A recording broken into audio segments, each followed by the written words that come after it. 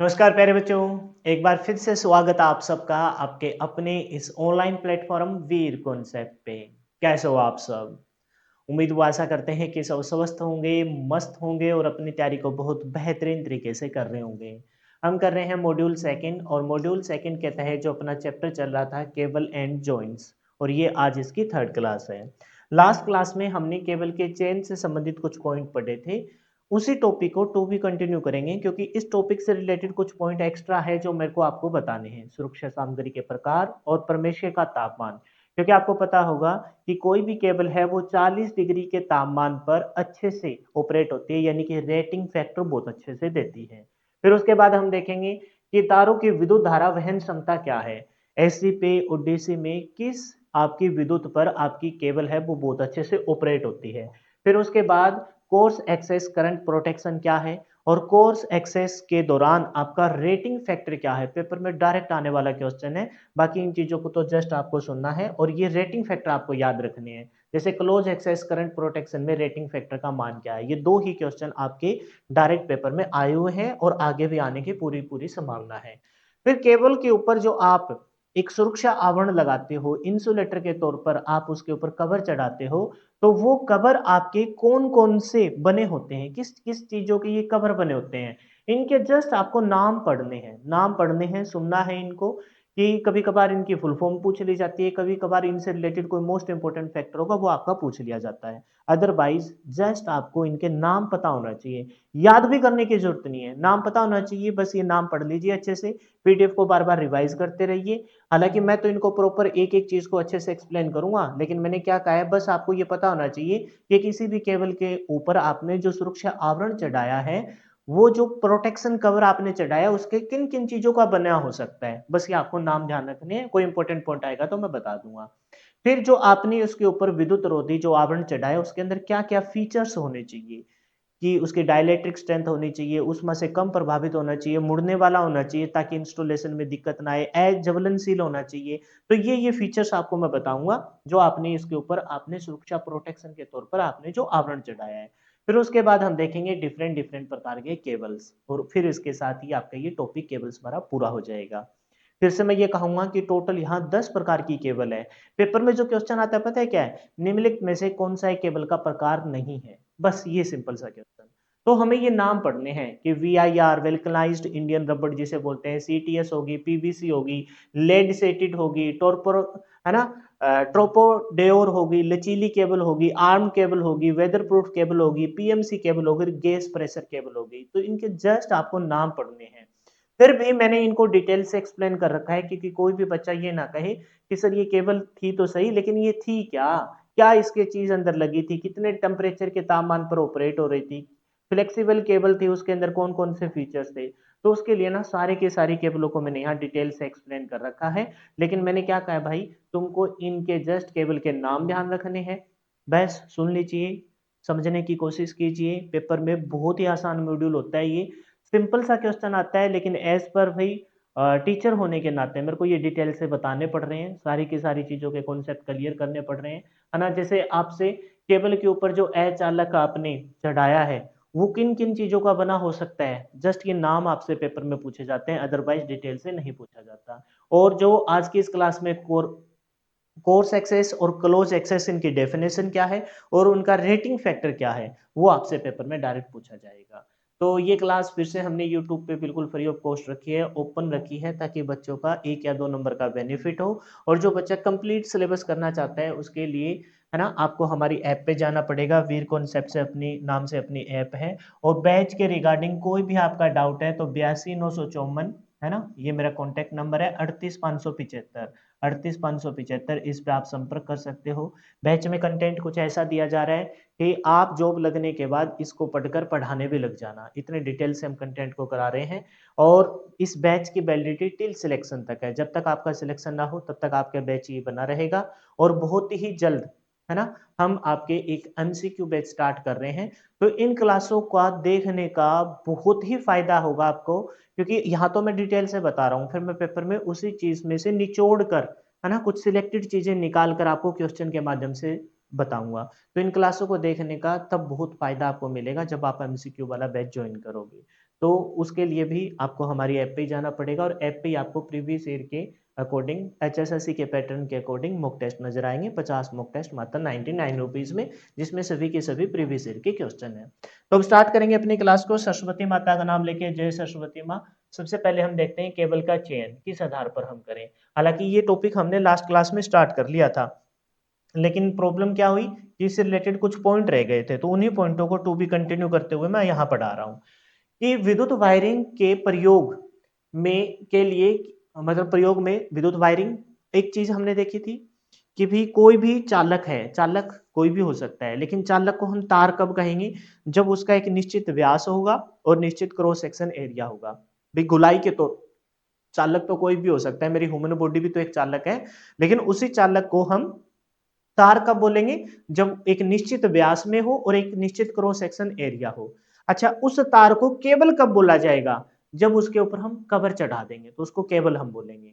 Cable के अंदर एक सिंगल तार भी हो सकता है, दो तार भी हो सकते हैं, तीन तार भी हो सकते हैं, लेकिन वो सभी के सिंगल। एक तार है तो भी उसके ऊपर कवर होना चाहिए, दो अलग अलग तार है तो दोनों के ऊपर कवर होने चाहिए, कलरफुल होने चाहिए, तीन है तो तीन। फिर उसी केबल के फिर हमने नाम रख दिए, एक तार है तो सिंगल कोर केबल, एक तार वाली केबल। अगर तार है तो टू कोर केबल, दो कोर हो गई, उसके अंदर दो वायर हो गई।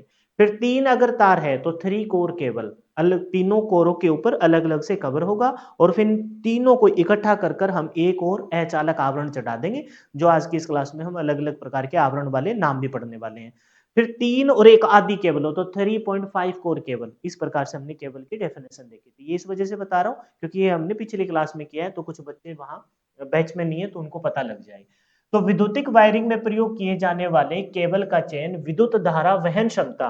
भाई केबल हम क्यों क्यों केवल हम धारा को एक स्थान से दूसरे स्थान पर ले जाने के लिए केबल का प्रयोग कर रहे हैं, तो वो कितनी धारा का मान लेके जा सकती है। हम मार्केट में कोई केबल लेने गए, कोई तार लेने गए, कोई केबल लेने गए, तो हम कहेंगे कि भैया कितने लोड को, कितने वोल्टेज, कितनी धारा के मान को एक स्थान से दूसरे स्थान पर लेके जा सकती है। तो किसपे, विद्युत धारा वहन क्षमता, वह उसके कटाक्ष क्षेत्रफल, क्रॉस सेक्शन एरिया, मोटाई, क्रॉस सेक्शन एरिया। क्योंकि कोई भी चालक कब तार या केबल कहलाएगा, जब उसका एक निश्चित व्यास हो और गोलाई में हो, क्रॉस सेक्शन एरिया हो। तो क्रॉस सेक्शन एरिया के अतिरिक्त अन्य कारकों पर भी निर्भर करती है, यानी कि वो जो चालक कितनी धारा का मान एक स्थान से दूसरे स्थान पर ले जाए और कितनी मोटाई की है, वो तो केबल का एक चेन हो गया। इसके अलावा भी हम कंज्यूमर हैं, किसी दुकान पर गए, उसने हमने कह दिया कि भाई बताइए इस केबल कितना धारा का मान, उसने कह दिया भाई 10 एम्पियर के करंट को बहुत अच्छे से लेके जा सकती है। फिर हमने उसकी मोटाई देखी, हमने कहा कितने एमएम की है, उसने बता दिया कि भाई 2 एमएम की ये तार है, ठीक है। फिर इसने से हम, अगर हम अच्छे जागरूक इंसान है तो इतने से हम केबल नहीं खरीदेंगे, हम कहेंगे बता भाई इसमें किसकी ये केबल बनी है, धातु की किस्म क्या है, उसने कहा कॉपर की है, एल्यूमिनियम की है, टीन की है। फिर हम कहेंगे इसके ऊपर जो कवर चढ़ा है उस अचालक की किस्म क्या है, कैसा कवर चढ़ाया आपने, कहीं मेरे को थोड़े टाइम के बाद ये इसका इंसुलेशन ब्रेक हो जाए, मेरे को विद्युत का झटका लग जाए। ऐसा कवर दे दे कि भाई उसमें से उष्मा का प्रसारित ना वातावरण में ना फैलाए, तो आपकी वो केबल गर्म होके फिर आपकी शॉर्ट सर्किट हो जाएगी। अच्छा, केबल की स्थापना विधि, भाई मैं इस केबल को ना घर में लगाना चाहता हूँ तो कोई छोटा बच्चा इसको टच कर ले तो भाई कोई नुकसान ना हो। मैं इस केबल को बाहर लगाना चाहता हूँ, भाई बहुत ज्यादा मान को लेके जाएगी एक स्थान से दूसरे स्थान पर। अच्छा, मैं चाहता हूं कि इसके अंदर दो या तीन कोर हो, थ्री कोर केबल, इस अंदर कोरों की संख्या, तो बहुत सारे ऐसे फैक्टरों पे डिपेंड करती है। उसके अलावा भी एक दो फैक्टर और है, जैसे सुरक्षा सामग्री। भाई मेरे घर में ना जो फ्यूज है ना, वो इतने करंट पर ऑपरेट होता है, तो ये केबल कहीं उसके साथ अच्छे से तालमेल मिलाकर काम ही ना करे। और फिर एक पॉइंट और बच जाता है, परमेश्वर का तापमान। मेरे जहां जितना भी सर्किट है उस वहां 40 डिग्री के आजू बाजू तापमान रहता है, उस पे ये केबल अच्छे से ऑपरेट हो पाएगी कि नहीं हो पाएगी। तो ये केबल को चयन करने वाले कुछ निश्चित पॉइंट हो गए, जस्ट आपको सुनना है और बाकी इन पॉइंटों में कोई भी दम नहीं है। पहला पॉइंट बोला है धातु की किस्म। तो हमें पता है कि अलग अलग जो मटेरियल है, जैसे जितने भी धात्विक पदार्थ है वो सारे के सारे धारा के, विद्युत के चालक होते हैं, जिसमें सबसे बेस्ट आपका सिल्वर है। सिल्वर तो हम केबल में लगा नहीं सकते क्योंकि बहुत ज्यादा कॉस्टली है। दूसरे नंबर पर आ गया कॉपर। तो कॉपर की कंडक्टिविटी बहुत अच्छी है, कॉपर की कंडक्टिविटी 90 से 92% है, और जबकि उसका विद्युत विशिष्ट प्रतिरोध यानी कि रेजिस्टिविटी कम है। फिर कॉपर के बाद हम सिल्वर का यूज, सिल्वर तो सबसे अच्छा हो गया, कॉपर के बाद हम एल्यूमिनियम का यूज कर रहे हैं, है ना, या फिर हम किसी टीन का यूज कर रहे हैं। तो अलग अलग धातु की अलग अलग कंडक्टिविटी, और अलग-अलग रेजिस्टिविटी होती है। रेजिस्टिविटी अगर ज़्यादा है तो कंडक्टिविटी कम होगी, यानी कि चालकता कम होगी और रेजिस्टिविटी कम है तो उसकी चालकता अधिक होगी। तो यही पॉइंट बोला है कि धातु की किस्म क्या है उसके अंदर, कॉपर की है तो इसका मतलब आँख बंद करके उस केबल को हम ले सकते हैं। ये प्रत्येक धातु का विशिष्ट प्रतिरोध स्पेसिफिक रेजिस्टेंस भिन्न-भिन्न होता है, अलग-अलग होता है। अलग-अलग कॉपर का कम है एज़ कंपेयर टू एल्यूमीनियम, है ना? फिर एल्यूमीनियम का कम है एज़ कंपेयर टू टिन प्रतिरोध। और जब कम है प्रतिरोध इसका मतलब उसकी कंडक्टिविटी ज्यादा होगी, चालकता ज्यादा होगी। अतः उसकी विद्युत धारा वहन क्षमता जितनी कम रेजिस्टेंस है उतना ही उसकी धारा वहन क्षमता ज्यादा होगी। तो उसकी विद्युत धारा वहन क्षमता भी भिन्न भिन्न होगी। तो पहला पॉइंट क्या हो गया, धातु की किस्म। केबल का चयन करने हम केबल को खरीदने वाले हैं तो सबसे पहला पॉइंट क्या हो गया, धातु की किस्म, कैसा मटेरियल हमने उस केबल में लगाया है एज ए कोर के तौर पर, चालक के तौर पर। दूसरा है जी अचालक की किस्म, जो उसके ऊपर आपने आवरण लगाया है, ऐसा आवरण लगाइए एक तो उस केबल की भी प्रोटेक्शन हो, दूसरी बात काम करने वाले बंदे की भी प्रोटेक्शन हो, जान मान की भी कोई हानि ना हो। इसके अलावा आवरण का आपको ये भी ध्यान रखना है क्योंकि कोई भी चालक होता है जब उसमें से धारा का प्रवाह होगा तो उष्मा इंक्रीज होगी, हीट इंक्रीज होगी, तो उस उष्मा को वो वातावरण में प्रसारित कर दे, फैला दे, ताकि केबल आपकी गर्म ना हो और गर्म होकर आपकी शॉर्ट सर्किट ना हो, स्पार्किंग ना हो। तो यही बोला है, कुछ अचालक पदार्थ तार में उत्पन्न हुई उष्मा को वायुमंडल में फैला देते हैं, प्रसारित कर देते हैं।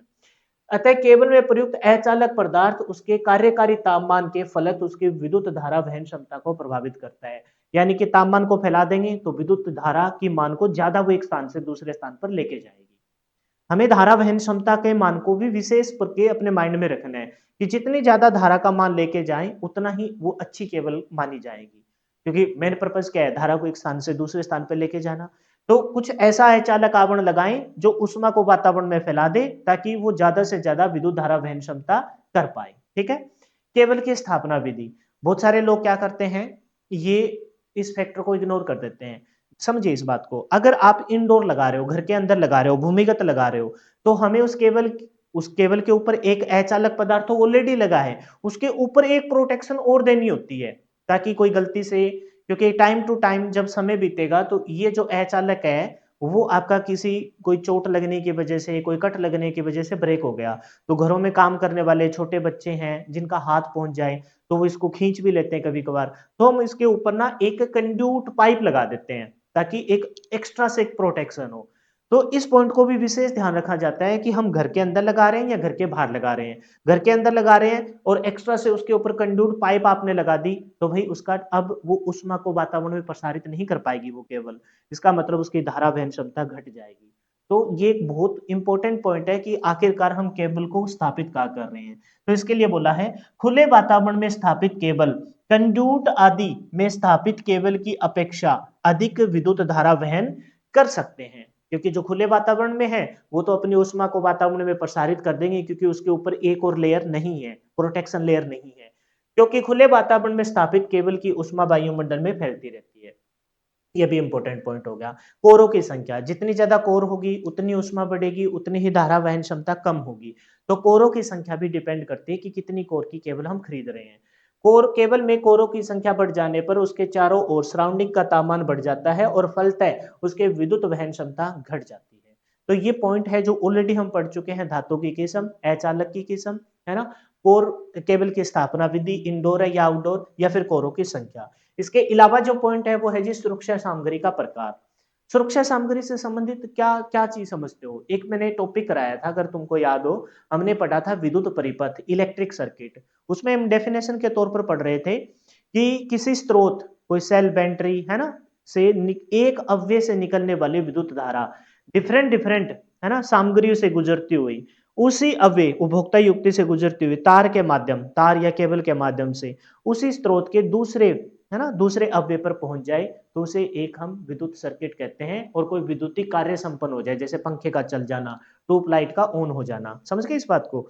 तो उसमें हमने देखा कि वो डिफरेंट डिफरेंट अवयव से गुजर रही है, कंपोनेंट से गुजर रही है, और उन्हीं में सबसे पहला जो कंपोनेंट था वो सुरक्षा सामग्री थी। और सुरक्षा सामग्री के तौर पर किसी भी विद्युत परिपथ में हम केबल की सुरक्षा के लिए और साथ में उपभोक्ता युक्ति और उस सर्किट की सुरक्षा के लिए हम किसका प्रयोग करते हैं, फ्यूज या एमसीबी का प्रयोग करते हैं। एमसीबी आपकी ऑटोमेटिक आज के टाइम में रहती है, जैसे ही ओवरलोड की कंडीशन आती है, बहुत ज्यादा धारा का मान बहता है तो एमसीबी आपकी गिर जाती है। लेकिन पुराने टाइम में हम फ्यूज का प्रयोग करते थे, जैसे ही धारा का मान ऊंच होगा, वोल्टेज की रेटिंग बढ़ेगी तो वो फ्यूज आपका गलकर टूट जाता था। हम उसको थोड़ा-सा नेगेटिव समझते थे, हम गुस्सा करते थे कि यार अरे फ्यूज़ तो फिर से उड़ गया। जबकि अब हमें पता लगा इस सब्जेक्ट के गहन अध्ययन पर कि फ्यूज़ तो हमारा एक सुरक्षा कवच है। वो फ्यूज़ खुद का बलिदान देता है ताकि आपकी सर्किट भी बचा रहे, केबल बची रहे, आपकी उपभोक्ता युक्ति भी बची रहे और आपके जान-माल का भी कोई नुकसान ना हो। तो फ्यूज़ इसी वजह से निम्न गलनांक जल्दी गल के टूट जाए, उच्च प्रतिरोध वाला रखा जाता है क्योंकि धारा का मान अगर ज़्यादा आएगा तो वो प्रोटेक्शन के तौर पर आगे खड़ा रहेगा। समझ गए इस बात को?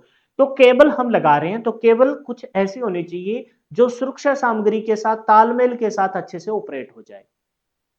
हम फ्यूज अलग-अलग प्रकार के फ्यूज यूज करते हैं। जैसे आपने सुना होगा मोस्ट कॉमनली यूज्ड फ्यूज होता है किट-कैट फ्यूज और एक अलग प्रकार के भी फ्यूज होते हैं जैसे कार्टिज फ्यूज हो गया या एचआरसी फ्यूज हो गया। ये फ्यूज वाले चैप्टर में अच्छे से पढ़ेंगे सुरक्षा सामग्री वाले चैप्टर में। तो हम केबल का चयन कर रहे हैं तो केबल को खरीदते समय हमें ये भी ध्यान रखना चाहिए कि हमारे घरों में कैसा फ्यूज है। उसके साथ अच्छे से ऑपरेट हो पाती है कि नहीं पाती और यहीं से फिर 2 आपकी डेफिनेशन निकलेगी कोर्स एक्सेस विद्युत धारा सुरक्षा साधन और दूसरा है जी क्लोज एक्सेस विद्युत धारा सुरक्षा साधन जिसको मैंने अगले ही टॉपिक में अच्छे से एक्सप्लेन कर रखा है तारों की विद्युत धारा वहन क्षमता जिसके तहत मैं आपको ये 2 डेफिनेशन कराऊंगा क्रॉस एक्सेस करंट प्रोटेक्शन जिसमें आपको रेटिंग फैक्टर ध्यान रखना है 0.81 और दूसरा है जी आपका क्लोज एक्सेस करंट प्रोटेक्शन जिसका रेटिंग फैक्टर 1.23 डायरेक्ट पेपर में पूछे जाने वाले क्वेश्चन है। हालांकि डेफिनेशन भी कभी कभार आ जाती है लेकिन भाई ये रेटिंग फैक्टर तो आप किसी भी सूरत पर नहीं भूल सकते। और ये निकला कहां से? ये निकला यहां से कि जो केबल आप यूज कर रहे हो वो सुरक्षा सामग्री के साथ कैसे ऑपरेट करती है, कैसे वो चलती है। पढ़िए इसको। विद्युतिक परिपथ में के लिए केबल का चयन करते समय प्रयुक्त होने वाले सुरक्षा साधन, प्रयुक्त होने वाले सुरक्षा साधन क्या है? फ्यूज या एमसीबी का भी ध्यान रखना चाहिए। विद्युतिक परिपथ में प्रयोग किए जाने वाले सुरक्षा साधन कौन सा है? सुरक्षा साधन किसका जिक्र किया गया है? सुरक्षा साधन के तौर पर फ्यूज का जिक्र किया गया है। ठीक है, के आधार पर IS 694 क्या ये याद करना है? नहीं, याद नहीं करना। के अंतर्गत निम्न 2 प्रकार के सुरक्षा साधन निर्धारित किए गए हैं। निम्न 2 प्रकार के कौन कौन से 2 प्रकार के सुरक्षा साधन निर्धारित किए गए हैं? कोर्स एक्सेस विद्युत धारा सुरक्षा साधन, क्रॉस एक्सेस मतलब कि निर्धारित मान को क्रॉस कर जाए तो भी आपका सुरक्षा साधन ऑपरेट ना हो। सुरक्षा साधन क्या है? फ्यूज। ऑपरेट ना होने का मतलब क्या है? कि वो गल के ना टूटे, अड़ाई रहे अपनी बात पे। उसको बोलते हैं क्रॉस एक्सेस, क्रॉस कर गया, कोर्स को क्रॉस कर गया, क्रॉस क्रॉस एक्सेस विद्युत धारा सुरक्षा साधन कि निर्धारित मान क्या है? जैसे मान के चलो हमारे जो घरों में जितनी भी केबल तार या ये उपभोक्ता युक्ति है, पंखा हो गया, ये एक निश्चित मान पे चलते हैं। उस धारा का मान निश्चित मान से बढ़ जाए तो कितना बढ़ जाए और कितने घंटे तक इन पे कोई प्रभाव नहीं पड़ेगा। तो कह रहा है कि 1.5 घंटा मतलब 1.5 गुना मान बढ़ जाए। जैसे मान के चलो कोई पंखा है, वो दो पंखा क्या मान लेते हैं, कोई एसी है, कोई भी मान लेते हैं, कोई भी चीज एग्जाम्पल के तौर पर कोई एक चीज है जो 5 एम्पियर पे चल रही है, 5 एम्पियर पे चलती है। अब धारा का मान बढ़ गया, धारा का मान हो गया मान लेते हैं 7.5 एम्पियर, है ना, और लगातार 4 घंटे तक वो सहन कर सकती है। धारा का मान कितने पे चलती थी? वो 5 एम्पियर पर, 5 से बढ़कर कितना हो गया? 7.5 एम्पियर, और लगातार 4 घंटे तक भी वो सहन कर जाएगी। इससे ज्यादा अगर धारा का मान हो जाता है और इससे ज्यादा समय भी हो जाता है तो भाई फिर वो आपकी उपभोक्ता युक्ति खराब ही होगी। समझ गए? तो हमने जो अपने सुरक्षा साधन बनाए हैं फ्यूज या एमसीबी, वो क्या कह रहा है कि भाई कि क्रॉस एक्सेस धारा का मान किसी एक लिमिट को क्रॉस कर जाए और लगातार 4 घंटे की लिमिट को भी क्रॉस कर जाए तब भी आपकी सुरक्षा युक्ति ऑपरेट ना हो। दूसरी है जी क्लोज एक्सेस। क्लोज एक्सेस में कहता है कि भाई जो आपने धारा का मान निर्धारित किया है उसके मतलब 1.5 गुना मान पर 4 घंटे से पहले ही आपकी एक्सेस हो जाए, पहले ही आपकी ऑपरेट हो जाए, फ्यूज आपका गल के टूट जाए, तो उसको बोलते हैं क्लोज एक्सेस। मतलब क्रॉस नहीं की, उससे पहले ही, क्रॉस जाने से पहले ही, क्लोज आते ही वो ऑपरेट हो गई, यानी कि आपके सर्किट को ब्रेक कर दिया। तो क्लोज क्रॉस एक्सेस और क्लोज एक्सेस की डेफिनेशन आगे लिखी पड़ी है और उसका रेटिंग फैक्टर बहुत खास है। अब यहीं से तुमको रेटिंग फैक्टर देखो याद कराता हूं। क्रॉस कर गया, क्रॉस कर गई, सारी लिमिट को क्रॉस कर गई, फिर भी आपकी जो आपका सुरक्षा युक्ति है वो ऑपरेट नहीं हुई, फ्यूज गल के नहीं टूटा, इसका मतलब उसका रेटिंग फैक्टर डाउन करना पड़ेगा। हमें रेटिंग फैक्टर ऐसा सेट करना पड़ेगा कि भी उस लिमिट को क्रॉस करने के बाद भी ये तो ऑपरेट नहीं हो रहा, तो हम उसका रेटिंग फैक्टर थोड़ा सा 1 से कम कर लेते हैं। कितना कर लेते हैं? 0.81, इतने मान पर निर्धारित कर लेते हैं। और इतने मान पर निर्धारित करना इसका मतलब ये है कि भी वह उस लिमिट को क्रॉस होने से पहले ही अपने आप को ऑपरेट कर देगा, गल के टूट जाएगा। फिर है जी क्लोज एक्सेस, ये पहले ही टूट जाता है, ये पहले ही टूट जाता है ना, धारा के मान के 1.5 गुना और 4 घंटे से पहले ही टूट जाता है। तो इसके रेटिंग फैक्टर को थोड़ा सा बढ़ाएंगे कि भाई ये तो पहले ही टूट जाता है, ये तो डर के पहले ही भय मान के बैठा है, तो उसका भय निकालो, उसके रेटिंग फैक्टर को बढ़ा दो, 1 से क्रॉस करा दो। 1.23 रेटिंग फैक्टर रखता है किसका? क्लोज एक्सेस का। ये 2 क्वेश्चन आपके पेपर में भर भर के पूछे जाते हैं, पढ़ लेते हैं। तो सुरक्षा सामग्री के रिगार्डिंग पढ़ रहे हैं। तो निम्न 2 प्रकार के सुरक्षा साधन निर्धारित किए गए हैं। पहला है कोस एक्सेस विद्युत धारा सुरक्षा साधन।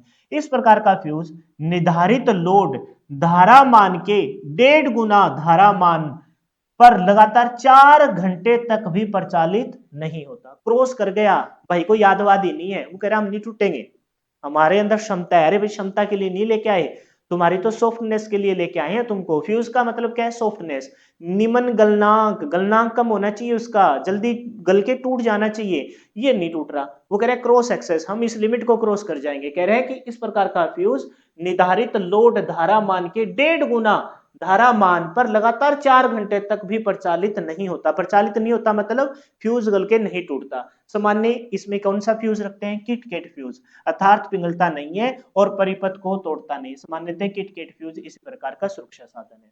क्रॉस एक्सेस में कौन सा आता है? किट-कैट, और इसका रेटिंग फैक्टर 1 से कम करना पड़ेगा। यानी किट-कैट फ्यूज को हम वेट नहीं करेंगे कि भी ये अपनी इच्छा अनुसार टूटे, इसका रेटिंग फैक्टर सेट कर दो। मतलब इस पे एक ऑलरेडी हम एक ऐसा, मतलब ये सोच लो इसकी इंटरनल फीचर्स ऐसा बना देते हैं कि भाई वो वहां तक जाने से पहले ही ब्रेक हो जाए। तो रेटिंग फैक्टर क्या रखेंगे? 0.81। क्लोज एक्सेस विद्युत धारा सुरक्षा साधन क्या है? इस प्रकार का सुरक्षा साधन निर्धारित लोड धारा मान के 1.5 गुना धारा मान पर 4 घंटे में निश्चित रूप से प्रचालित हो जाए। हो सकता है कि पहले 10-15 मिनट में हो जाए, हो सकता है 1 घंटे में हो जाए, हो सकता है कि जैसे ही 1.5 गुना धारा का मान हुआ हो ही गया ऑपरेट। यानी कि इसको थोड़ा सा भय है कि भाई तेरे ना गलने की वजह से कहीं आगे चलकर जो उपभोक्ता युक्ति है वो ना उठ जाए, वो ना खराब हो जाए, कहीं पूरी की पूरी केबल ही ना जल जाए। तो ये अपने 1.5 गुना धारा मान पे है ना आते ही ऑपरेट हो सकता है थोड़ा टाइम ले, यानी कि 4 घंटे की जो लिमिट है उससे पहले ही ये क्या हो जाता है? निश्चित रूप से प्रचालित हो जाता है, अर्थात फ्यूज पिघलकर परिपथ को तोड़ देता है, बाकी चीजों को सुरक्षित कर देता है। इसके अंदर कौन सा आता है? Cartridge fuse, HRC fuse. तो अब हमसे पूछा जाता है किट-कैट फ्यूज का निर्धारित रेटिंग फैक्टर क्या है? तो वो तो क्रॉस एक्सेस में आता है, तो कितना रहेगा? 1.81। फिर आता है जी कार्टिज फ्यूज। ये सारे वाले सुरक्षा उपकरण वाले चैप्टर में अच्छे से ही कराऊंगा कि कार्टिज फ्यूज क्या है, एचआरसी फ्यूज क्या है। तो इनका रेटिंग फैक्टर क्या है? 1.23। समझ में आ गया दोनों? सुरक्षा सामग्री केवल जो हम ले रहे हैं, ध्यान रखेंगे कि हमारे घर में सुरक्षा सामग्री के तौर पर हमने किसको लगा रखा है? किसको लगा रखा है? क्रॉस एक्सेस को लगा रखा है या क्लोज एक्सेस को? क्रॉस एक्सेस को है तो इसका मतलब केबल ऐसी लेंगे जो आपकी रेटिंग फैक्टर 0.81 से पहले ही ऑपरेट करवा दे। और अगर क्लोज एक्सेस है तो हम केबल ऐसी लेंगे जो अपने रेटिंग फैक्टर 1.23 तक जाके अपनी सुरक्षा सामग्री को ऑपरेट करवाए। फिर है परमेश्वर का तापमान, एम्बिएंट टेम्परेचर। अब ये क्या है? कोई भी केबल जब खरीदेंगे तो ध्यान रखेंगे कि 40 डिग्री, जैसे जल एक आप ना अलग सी प्रॉपर्टी रखता है। जल है ना वो 4 डिग्री सेल्सियस पर आपके अब नॉमिनल सा बिहेव करता है। उस 4 डिग्री सेल्सियस पे आपने देखा होगा कि उसका घनत्व कम हो जाता है, घनत्व और एक चीज और आयतन, ये दोनों चीजें उसकी बदलती है। ठीक उसी प्रकार से केबल है ना अच्छे से ऑपरेट कितने पे होती है? 40 डिग्री। 40 डिग्री पर बहुत अच्छे से ऑपरेट होती है। तो केबलों के चारों ओर विद्यमान तापमान में वृद्धि होने पर उसकी विद्युत धारा वहन क्षमता घट जाती है। किसी भी केबल का रेटिंग फैक्टर 40 डिग्री तापमान पर इकाई होता है, मतलब अच्छे से कहां ऑपरेट करेगी? 40 डिग्री पर। अगर 40 डिग्री से तापमान बढ़ेगा, रेटिंग फैक्टर क्या रखा है? 1। क्रॉस कहां पूरा होगा? कोर्स कहां पूरा होगा? 1 पे। 1 से पहले कर रहे हैं, इसका मतलब कौन सा है? क्रॉस एक्सेस रेटिंग फैक्टर, और 1 के बाद कर रहे हैं तो क्लोज एक्सेस। तो कह रहे हैं कि 40 डिग्री पर बहुत अच्छे से ऑपरेट होती है। अगर 40 डिग्री से तापमान का मान अधिक हो जाने पर केवल की विद्युत धारा वहन क्षमता घट जाती है, क्योंकि इसके रेटिंग फैक्टर का मान घट जाता है। रेटिंग फैक्टर का मान क्या हो जाता है, घट जाता है। तो ध्यान रखेंगे कि केबल को खरीदते समय परमेश्वर का तापमान भी बहुत ज्यादा रोल प्ले करता है। तो केबल का चयन करने में किन किन चीजों का ध्यान रखना है, धातु की किस्म का, अचालक की किस्म का, केबल के सामान्य स्थापित कहाँ कर रहे हैं, कोरों की संख्या कितनी है, और सुरक्षा सामग्री क्रॉस एक्सेस है या क्लोज एक्सेस है। इन चीजों पे साथ साथ हमें परमेश्वर का तापमान भी देखना है। तो हमसे पूछा जा सकता है कि बताइए कि रेटिंग फैक्टर तापमान के साथ बढ़ता है या घटता है। तो रेटिंग फैक्टर तापमान का इनवर्सली प्रोपोर्शनल है। तापमान बढ़ने पर रेटिंग फैक्टर डाउन आता है। तापमान बढ़ने पर रेटिंग फैक्टर डाउन आता है, ध्यान रखेंगे इसका, क्योंकि 40 डिग्री पर रेटिंग फैक्टर यूनिटी है। ये देखो आपने पॉइंट पढ़ा है ना कि 40 डिग्री तापमान पर इकाई होता है। 40 डिग्री से तापमान का मान अधिक हो जाने पर केबल की विद्युत धारा वहन क्षमता घट जाती है, क्योंकि उसकी रेटिंग फैक्टर का मान घट जाता है। तापमान बढ़ने पर रेटिंग फैक्टर डाउन आता है। तापमान बढ़ने पर रेटिंग फैक्टर डाउन आता है। ठीक है, लिख दो ये। तापमान टेम्परेचर बढ़ने पर, टेम्परेचर के बढ़ने पर, है ना, बढ़ने पर रेटिंग फैक्टर,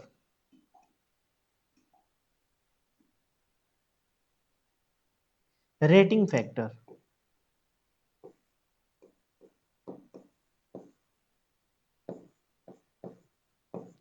रेटिंग फैक्टर क्या आता है, डाउन आता है। तापमान के बढ़ने पर रेटिंग फैक्टर क्या आता है, डाउन आता है। ठीक है, इनवर्सली प्रोपोर्शनल है। अब आते हैं जी तारों में, क्या बोला है, तारों की विद्युत धारा वहन क्षमता, और यहीं से वो दो डेफिनेशन निकलेगी।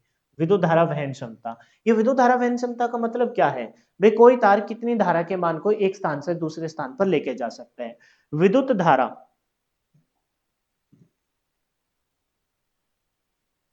एक मिनट, क्या बोला है, विद्युत धारा का वह अधिकतम मान जो सामान्यतः ताप, सामान्य ताप क्या है, जहां पर रेटिंग फैक्टर यूनिटी शो करे 40 डिग्री सेल्सियस। विद्युत धारा का वह अधिकतम मान जो सामान्य तापमान 40 डिग्री पर किसी तार में से सुरक्षित रूप से प्रभावित हो सके, उस तार की विद्युत धारा वहन क्षमता कहलाती है। जैसे मैं तुमसे कहूं कि भाई तुम बताइए कितनी फीट का जंप कर सकते हो, वो कहोगे गुरुजी भाई मैं ऑन एन एवरेज 10 फीट लंबा कूद सकता हूँ। मैंने कहा बस, बोलता गुरुजी प्रैक्टिस करेंगे तो 12 से 14 भी कर लेंगे। मैंने कहा और बताओ, बोला गुरुजी 16 फीट लंबे कूद सकते हैं, है ना, ग्राउंड में जाते हुए 6 महीने हो गए, 16 फीट लंबा। मैंने कहा अच्छी बात है भाई, और बोले नहीं गुरुजी अब इससे ज्यादा नहीं, अब उम्र भी हो गई और मेरी ये लास्ट लिमिट थी। तो आपने सुरक्षित एक लंबा जंप कितना बताया, 16 फीट का सुरक्षित लंबा जंप। तो ठीक उसी प्रकार से विद्युत धारा का वह अधिकतम मान है, वह अधिकतम मान है। मैं क्यों बहुत परेशान कर रखे यार, है ना, इनका कर दूं क्या मैं सुहा, कोई ऐसी चीज लेके ही आनी पड़ेगी ताकि ये मुंह के हाथ उतर जाए। तो कह रहा है कि वह अधिक विद्युत धारा का वह अधिकतम मान जो सामान्यतः ताप 40 डिग्री पर किसी तार में से सुरक्षित रूप से प्रभावित हो सके, उस तार की विद्युत धारा वहन क्षमता होती है। अच्छा, अब ये पेपर में पूछा जाता है, केबलों में एसी की अपेक्षा डीसी में धारा वहन क्षमता अधिक होती है, यानी कि डीसी को केबल बहुत इजीली ले जा सकती है। अच्छा, याद कैसे करेंगे, याद कैसे करेंगे इसको, आपको पता है एसी कैसे चलती है, ऐसी तो साइनोसॉइडल वेव के तौर पर चलती है ना, ज्यावक्रीय तरंग के तौर पर चलती है। डीसी अपनी सीधी चलती है। तो भाई कोई केबल पर ऐसी है ना, वो तो टक्कर मारती हुई चलेगी, यानी कि केबल को नुकसान करेगी ऊपर नीचे। ये कोई केबल है, ठीक है, ये कोई केबल ले लेते हैं हमने, ये कोई केबल ली, इस केबल में कोई भी ऐसी है वो तो ऐसे चलेगी, मान लेते हैं, याद करने के लिए बता रहा हूँ, ये कोई लॉजिक नहीं है, केबल को नुकसान करते हुए चलेगी तो केबल इसको ज्यादा मान को नहीं गुजरने देगी। अच्छा, कोई डीसी है, वो तो केबल में भाई सीधी निकल जाएगी, वो तो केबल में ऐसे चली जाएगी सीधी, बिल्कुल सीधी, तो वो ज्यादा चली जाएगी, उसका मान ज्यादा लेके जा सकते हैं। केबलों में एसी की अपेक्षा डीसी में धारा वहन क्षमता अधिक होती है, यानी कि समान रेटिंग की कोई केबल हो तो उसमें से एसी का मान कम गुजरेगा और डीसी का मान उसी केबल में से ज्यादा गुजर सकते हैं। धारा वहन क्षमता निम्न कारकों पर निर्भर करती है, कौन कौन से कारकों पर निर्भर करती है, कहते हैं कि तारों का पर विशेष प्रतिरोध, भाई किस किस प्रकार का मटेरियल आपने यूज किया है, तो उसका विशेष प्रतिरोध, कॉपर का विशेष प्रतिरोध कम होता है as compare to aluminium, aluminium का कम होता है एज कंपेयर टू आपके टीन, है ना, और टीन का कम होता है एज कंपेयर टू आपके आयरन का। तो विशिष्ट प्रतिरोध पर निर्भर करती है। तारों की मोटाई पर, जितनी चौड़ी सड़क होगी उतने ही ज़्यादा गुजर सकते हैं। जितनी मोटा तार होगा उतनी ही धारा वहन क्षमता अधिक होगी। और स्टैंडर्ड की कोर्स मतलब आपने कितने पतले-पतले अचालक नहीं, कितने पतले-पतले चालक तारों को, है ना, स्टैंडर्ड कोर के तौर पर, लपेट के तौर पर बनाया है। जैसे 7 स्टैंडर्ड कोर है। 7 स्टैंडर्ड कोर में हम एक तो बीच में किसका रख लेते हैं? हम एक बीच में रख लेते हैं जैसे aluminium conductor steel reinforced. Aluminium conductor steel, ये हमने स्टील का रख लिया। और उसके बाहर हम, है ना, 1 2 3 4 5 6, तो ये 7 स्टैंडर्ड बन गई। ये क्या बन गई? 7 स्टैंडर्ड। अब 19 स्टैंडर्ड बनाने हैं, 7 तो हो गई, 8 9 10 11 12 13 14 15 16 17 18 और 19, ये 19 स्टैंडर्ड बन गई। तो भाई स्टैंडर्ड की संख्या पर निर्भर करती है, यानी कि ये आपकी एक केबल बनी, इस व्यास की आपकी ये एक केबल बनी, समझ गए? तो इसमें ये ऐसे करके बनाए जाते हैं, ऐसे, ठीक है, ऐसे ऐंठ के बनाए जाते हैं, तो इनको स्टैंडर्ड बोलते हैं। इनको क्या बोलते हैं भाई? स्टैंडर्ड बोलते हैं। तो किस पे निर्भर करता है? स्टैंडर्ड की संख्या पर। जितने ज्यादा स्टैंडर्ड होंगे उतनी ही धारा वहन क्षमता आपकी अधिक होगी। जो आपकी सिरोपरी लाइनें होती है ना, उसमें लगभग 67 स्टैंडर्ड तक मोटा वायर होता है, 67 स्टैंडर्ड का। 67 स्टैंडर्ड का मतलब क्या है? छोटे छोटे 67 पतले पतले चालक तारों को ऐंठ के बना रखी है वो 67 स्टैंडर्ड। हम घरों में मेनली यूज करते हैं, जो आपके आपके आसपास में होती है, वो 7 या 19 स्टैंडर्ड। आपके जो पहले वाले तार होते थे, आज के टाइम तो केबल बिछाने लग गए, लेकिन अब भी कहीं ना कहीं आपको, है ना, नंगन वेयर आपको सिरोपरी लाइन मिल जाएगी। उसमें आप देखोगे तो पाओगे 19 स्टैंडर्ड है। 19 स्टैंडर्ड मतलब 19 छोटे छोटे चालक तारों को ऐंठ के बना रखा है। तो स्टैंडर्ड की संख्या पर यही कहा कि धारा वहन क्षमता किन किन चीजों पर निर्भर करती है? तो विशिष्ट प्रतिरोध पर, कैसा चालक आपने यूज किया है, तार की मोटाई पर, कितना मोटा तार लिया है, और स्टैंडर्ड की संख्या पर, कितने स्टैंडर्ड की आप वायर का यूज कर रहे हो। नोट, तारों के चारों ओर का तापमान 40 डिग्री से बढ़ जाने पर धारा वहन क्षमता घट जाती है। ये अभी अभी मैंने बताया कि टेम्परेचर के इनवर्सली प्रोपोर्शनल है। टेम्परेचर के मान के बढ़ने के साथ, है ना, आपकी धारा वहन क्षमता घट जाती है। क्यों घट जाती है? क्योंकि भाई आपका क्या, आपकी रेटिंग फैक्टर, क्या बोलेंगे, रेटिंग फैक्टर आपका घट जाता है, इनवर्सली प्रोपोर्शनल है। टेम्परेचर बढ़ने के साथ आपका रेटिंग फैक्टर आपका क्या हो जाता है? घट जाता है। अगर रेटिंग फैक्टर आपका घटेगा, थोड़ा सा इसको ऊपर लिखना पड़ेगा, सारे पॉइंट ही लिख देता हूँ, ठीक है। एक तो ये वाली बात ध्यान रखिए कि टेम्परेचर के बढ़ जाने के साथ, टेम्परेचर के बढ़ जाने के साथ आपका रेटिंग फैक्टर इनवर्सली प्रोपोर्शनल है, यानी कि 1 में रेटिंग फैक्टर, यानी कि टेम्परेचर अगर बढ़ेगा तो आपका रेटिंग फैक्टर घटेगा, टेम्परेचर आपका बढ़ेगा तो आपका रेटिंग फैक्टर घटेगा। एक चीज और ध्यान रखिए कि रेटिंग फैक्टर आपका डायरेक्टली प्रोपोर्शनल है किसके? रेटिंग फैक्टर समझा दूंगा मैं, टेंशन लेने की जरूरत नहीं है। रेटिंग फैक्टर है वो डायरेक्टली प्रोपोर्शनल है ना, धारा वहन क्षमता, इंग्लिश में current carrying capacity, current carrying capacity. Space कम है ना, कोई बात नहीं, टाइम लग रहा है लेकिन कोई बात नहीं। Rating factor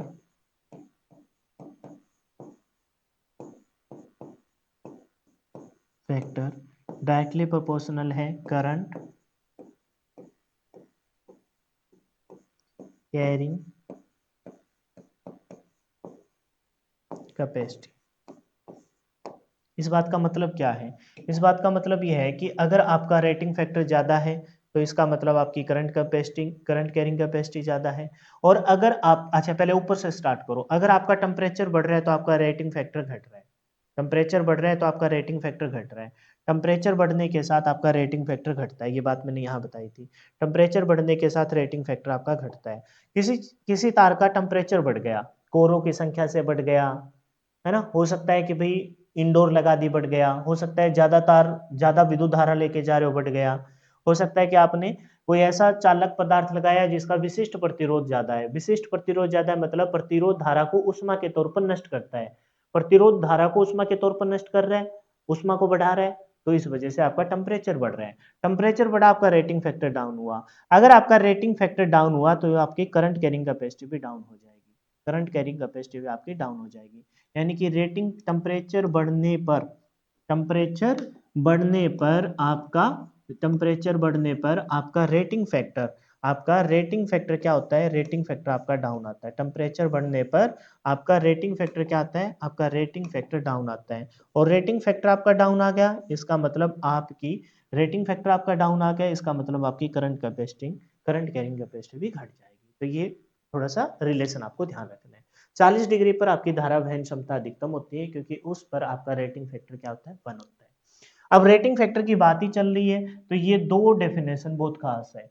cross excess current protection, cross excess current protection ये क्या है, यानी कि जो आपने केबल ली है, वो केबल धारा के मान को एक स्थान से दूसरे स्थान पर जब लेके जा रही है, तब दो प्रकार के क्रॉस एक्सेस और क्लोज एक्सेस, ये आपके धारा वहन क्षमता के फिक्स मान है।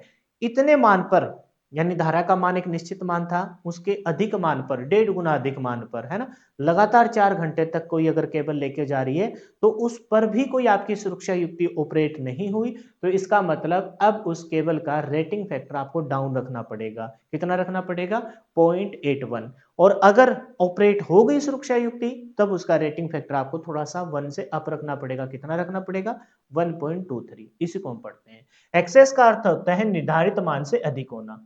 ये कहां से निकला है टॉपिक, एक तो निकला ये टॉपिक यहां से, जब हमने देखा सुरक्षा सामग्री के प्रकार, केबल का चयन कर रहे थे, सुरक्षा सामग्री के प्रकार हम देख रहे थे।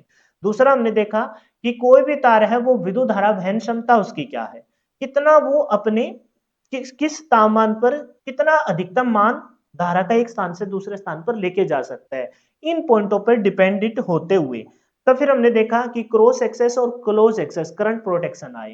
क्रॉस एक्सेस करंट प्रोटेक्शन में क्या है, पहले एक्सेस का मतलब है, का अर्थ है निर्धारित मान से अधिक होना।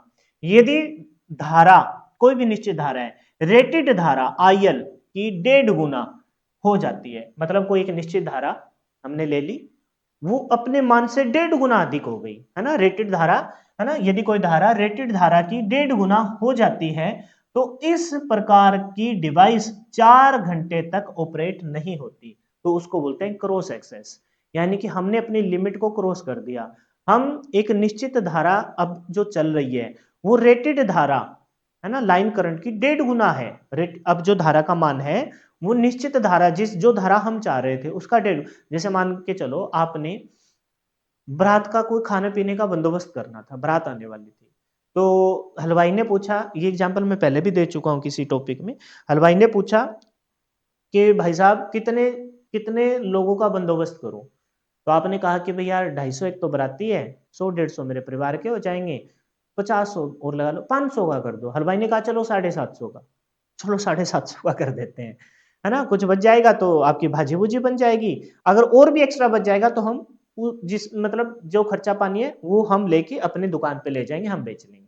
ठीक है भाई, तो भाई हुआ क्या, 750 तक का खाना बना था। उस इंसान ने जिसके घर पे बेटा या बेटे की शादी थी, 500 का एस्टिमेट दिया। भाई आदमी क्रॉस कर गए, 750 को भी 800 100 800 हो गए, उसको बोलते हैं क्रॉस एक्सेस। यानी कि जो निर्धारित अब जो धारा का मान है, वो रेटेड धारा के 1.5 गुना, और लगातार 4 घंटे तक, लगातार इस प्रकार की डिवाइस 4 घंटे तक ऑपरेट, 4 घंटे तक चला। यानी कि वो खाना पीना जो 500 का एस्टिमेट लगा के चले थे, 750 का तैयार किया था, बंदे पहुंच गए 825, तो वे खाना तो मुकेगा ही। तो ये आपकी अब मुकने वाली बात नहीं है, ये तो ऑपरेट ही नहीं हुई। यानी कि यदि धारा, जो अब धारा का मान है, वो रेटेड धारा की 1.5 गुना, 1.5 गुना पर लगातार 4 घंटे तक ही आपकी डिवाइस ऑपरेट नहीं हुई, तो उसको बोलते हैं क्रॉस एक्सेस। जैसे पुण्य बांधने योग्य फ्यूज है, रीवायरेबल फ्यूज, और इसी के अंदर आता है किटकैट फ्यूज, इसी के अंदर आता है किटकैट फ्यूज। जब कोई भी उपयुक्ति इस प्रोटेक्शन से जुड़ी होती है तथा केबल की करंट रेटिंग निकालना हो, तो उसका रेटिंग फैक्टर क्या लेंगे, रेटिंग फैक्टर लेंगे हम 0.81। रेटिंग फैक्टर तब उसका क्या निर्धारित किया जाएगा, रेटिंग फैक्टर निर्धारित किया जाएगा 0.81। एग्जांपल देखिए नीचे, 20 एम्पियर की केबल धारा वहन क्षमता क्या होगी यदि उसकी रिवाई रिवायरेबल फ्यूज से सुरक्षित हो। रिवायरेबल, रिवायरेबल किससे सुरक्षित हो, रिवायरेबल, रिवायरेबल, समझ जाओगे ना, इंग्लिश में लिख देता हूं, नहीं तो कोई बात नहीं, रिवायरेबल। या फिर इसके तौर पर हम क्या रख सकते थे, kit kat fuse, kit kat fuse, किससे, किट कैट फ्यूज से सुरक्षित हो। मतलब किट कैट फ्यूज या रिवायरेबल फ्यूज के अंदर फीचर क्या है कि भाई ये आपका जो अब धारा का मान चल रहा है, वो धारा का मान रेटेड धारा के मान से 1.5 गुना है और लगातार 4 घंटे से चल रहा है, फिर भी ये ऑपरेट नहीं हुआ, तो उस केबल में 20 एम्पियर केबल की धारा वहन क्षमता क्या होगी, यदि रिवायरेबल फ्यूज से सुरक्षित है तो केबल की धारा वहन क्षमता क्या होगी, 20 गुना। पावर फैक्टर यूज क्या करें, रेटिंग फैक्टर क्या यूज करेंगे, 0.81, मल्टीप्लाई करेंगे तो कितना आ जाएगा, 16.2 एम्पियर। यानी उस केबल की धारा वहन क्षमता कितनी होगी, 16.2 एम्पियर होगी। यानी कि आप केबल अगर 20 एम्पियर की ले रहे हो, आपने किसी दुकानदार से ली कि भाई ये बताइए केबल कितने एम्पियर के धारा को लेके जा सकती है, तो उसने कहा कि 20 एम्पियर की। दुकानदार ने जाते टाइम पूछा कि तुम्हारे घर पर फ्यूज कैसा है, तुमने कहा कि किट फ्यूज है, रिवायरेबल फ्यूज है, तो उसने कहा 16.2 तक ही ऑपरेट करना, उससे ज्यादा मत करना, क्योंकि आपका फ्यूज तो टूटेगा नहीं, केबल जल जाएगी। समझ गए, धारा वहन क्षमता। तो यही बोला है कि जब कोई युक्ति इस प्रोटेक्शन से जुड़ी हो, कैसे प्रोटेक्शन से जुड़ी हो, क्रॉस एक्सेस करंट प्रोटेक्शन से।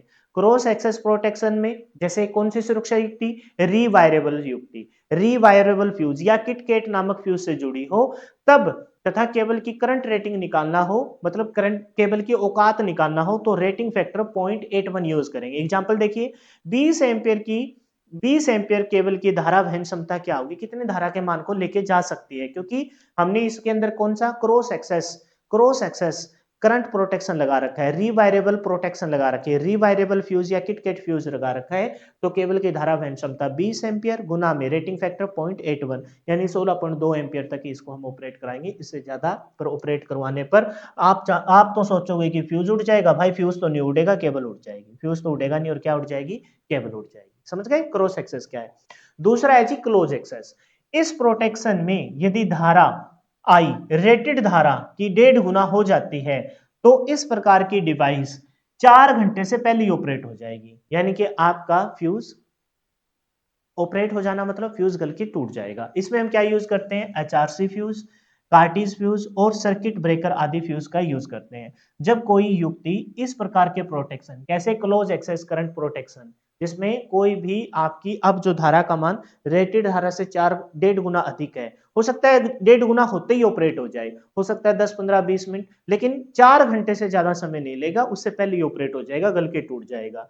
तथा केबल की धारा रेटिंग निकालनी हो तो उसका रेटिंग फैक्टर क्या लेंगे, रेटिंग फैक्टर आपका लेंगे 1.23, रेटिंग फैक्टर क्या लेंगे 1.23। ये रेटिंग फैक्टर समझ में आ रहा है ना तुमको, रेटिंग फैक्टर कहाँ अच्छे से काम करता है, 40 डिग्री तापमान पर, 40 डिग्री के तापमान पर। रेटिंग फैक्टर किस पर निर्भर करता है, टेम्परेचर पर, टेम्परेचर ज्यादा होने पर रेटिंग फैक्टर 1 से डाउन आ जाता है।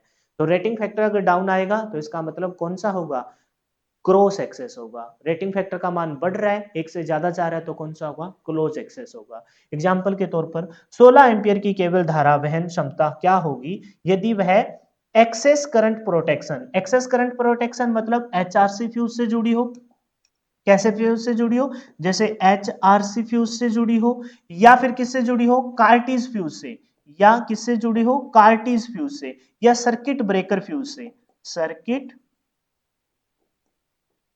ब्रेकर किससे जुड़ी हो, आपकी एचआरसी फ्यूज से जुड़ी हो या सर्किट ब्रेकर से जुड़ी हो, तब उस केबल की धारा वहन क्षमता क्या होगी, तो रेटिंग फैक्टर कितना यूज करेंगे, रेटिंग फैक्टर यूज करेंगे हम कितना, 0.123। अब सुनिए मेरी बात को, आपने कोई केबल ली, आपने पूछा इसकी धारा वहन क्षमता कितनी, उसने कहा 16 एम्पियर।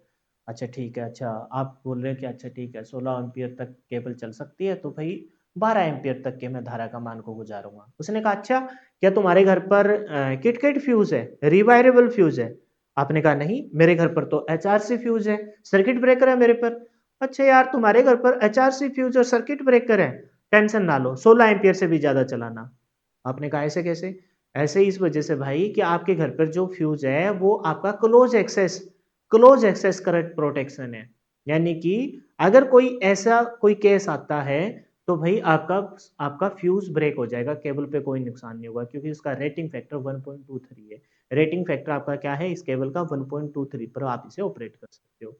लेकिन आपको पता है कि हम ये केस आजकल होते ही नहीं, क्यों नहीं होते? क्योंकि हमारे घर पे जहाँ से भी हमने मेन सप्लाई बाहर के पोल से अपने घर पे ली, घर पे लगते ही हम अपने सारे घर की प्रोटेक्शन के लिए हम एमसीबी लगा देते हैं। जैसे ही करंट का मान बढ़ेगा, रेटिंग बढ़ेगी तो एमसीबी डाउन आ जाएगी और आगे की कोई भी सर्किट आपका ब्रेक नहीं होगा। समझ गए मेरी बात को? लेकिन पहले के टाइम पे क्या होते थे फ्यूज़ होते थे और कौन से फ्यूज़ होते थे? किट-किट फ्यूज़ होते थे, रीवायरेबल फ्यूज़ और मेरे घर पे तो मेरे चाचा जी हैं वो अपने आप ही फ्यूज़ लगा देते थे सारे, है ना? झाड़ निकालते थे ऐसे पुराने टाइम में। अब तो वो नहीं रहे, ठीक है? अब तो सारे के सारे मीटर ही बाहर चले गए। इसका मतलब ये नहीं था कि हम चोरी करते थे इलेक्ट्रिसिटी की, बता रहा हूँ मैं तुमको, है ना? वहाँ किट-किट फ्यूज़ होते थे, ठीक है? समझ में आ गया सारा कॉन्सेप्ट?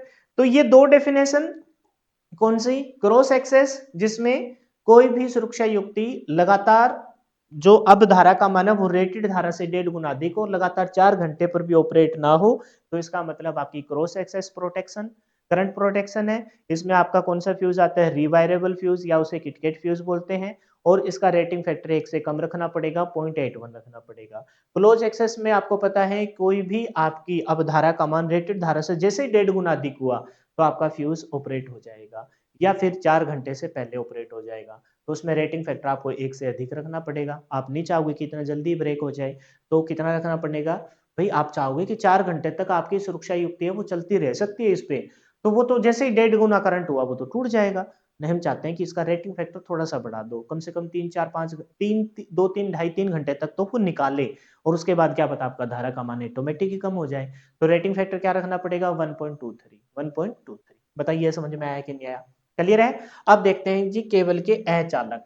केबल के ऊपर हम जो अचालक सुरक्षा आवरण के तौर पर इंसुलेटर चढ़ाते हैं, इंसुलेटिंग मटेरियल चलाते हैं, वो कौन-कौन से हो सकते हैं? मैंने क्या कहा है जस्ट इनके ये 10 नाम पढ़ने हैं तुमको। इनकी फुल फॉर्म जो आगे चल के उनको जस्ट सुन लेना है। लेकिन पेपर में इनसे क्वेश्चन क्या आएगा? निम्नलिखित में से कौन सा इंसुलेशन के तौर पर प्रयोग नहीं करते? इसके अलावा कोई क्वेश्चन आपको देखने को नहीं मिलेगा।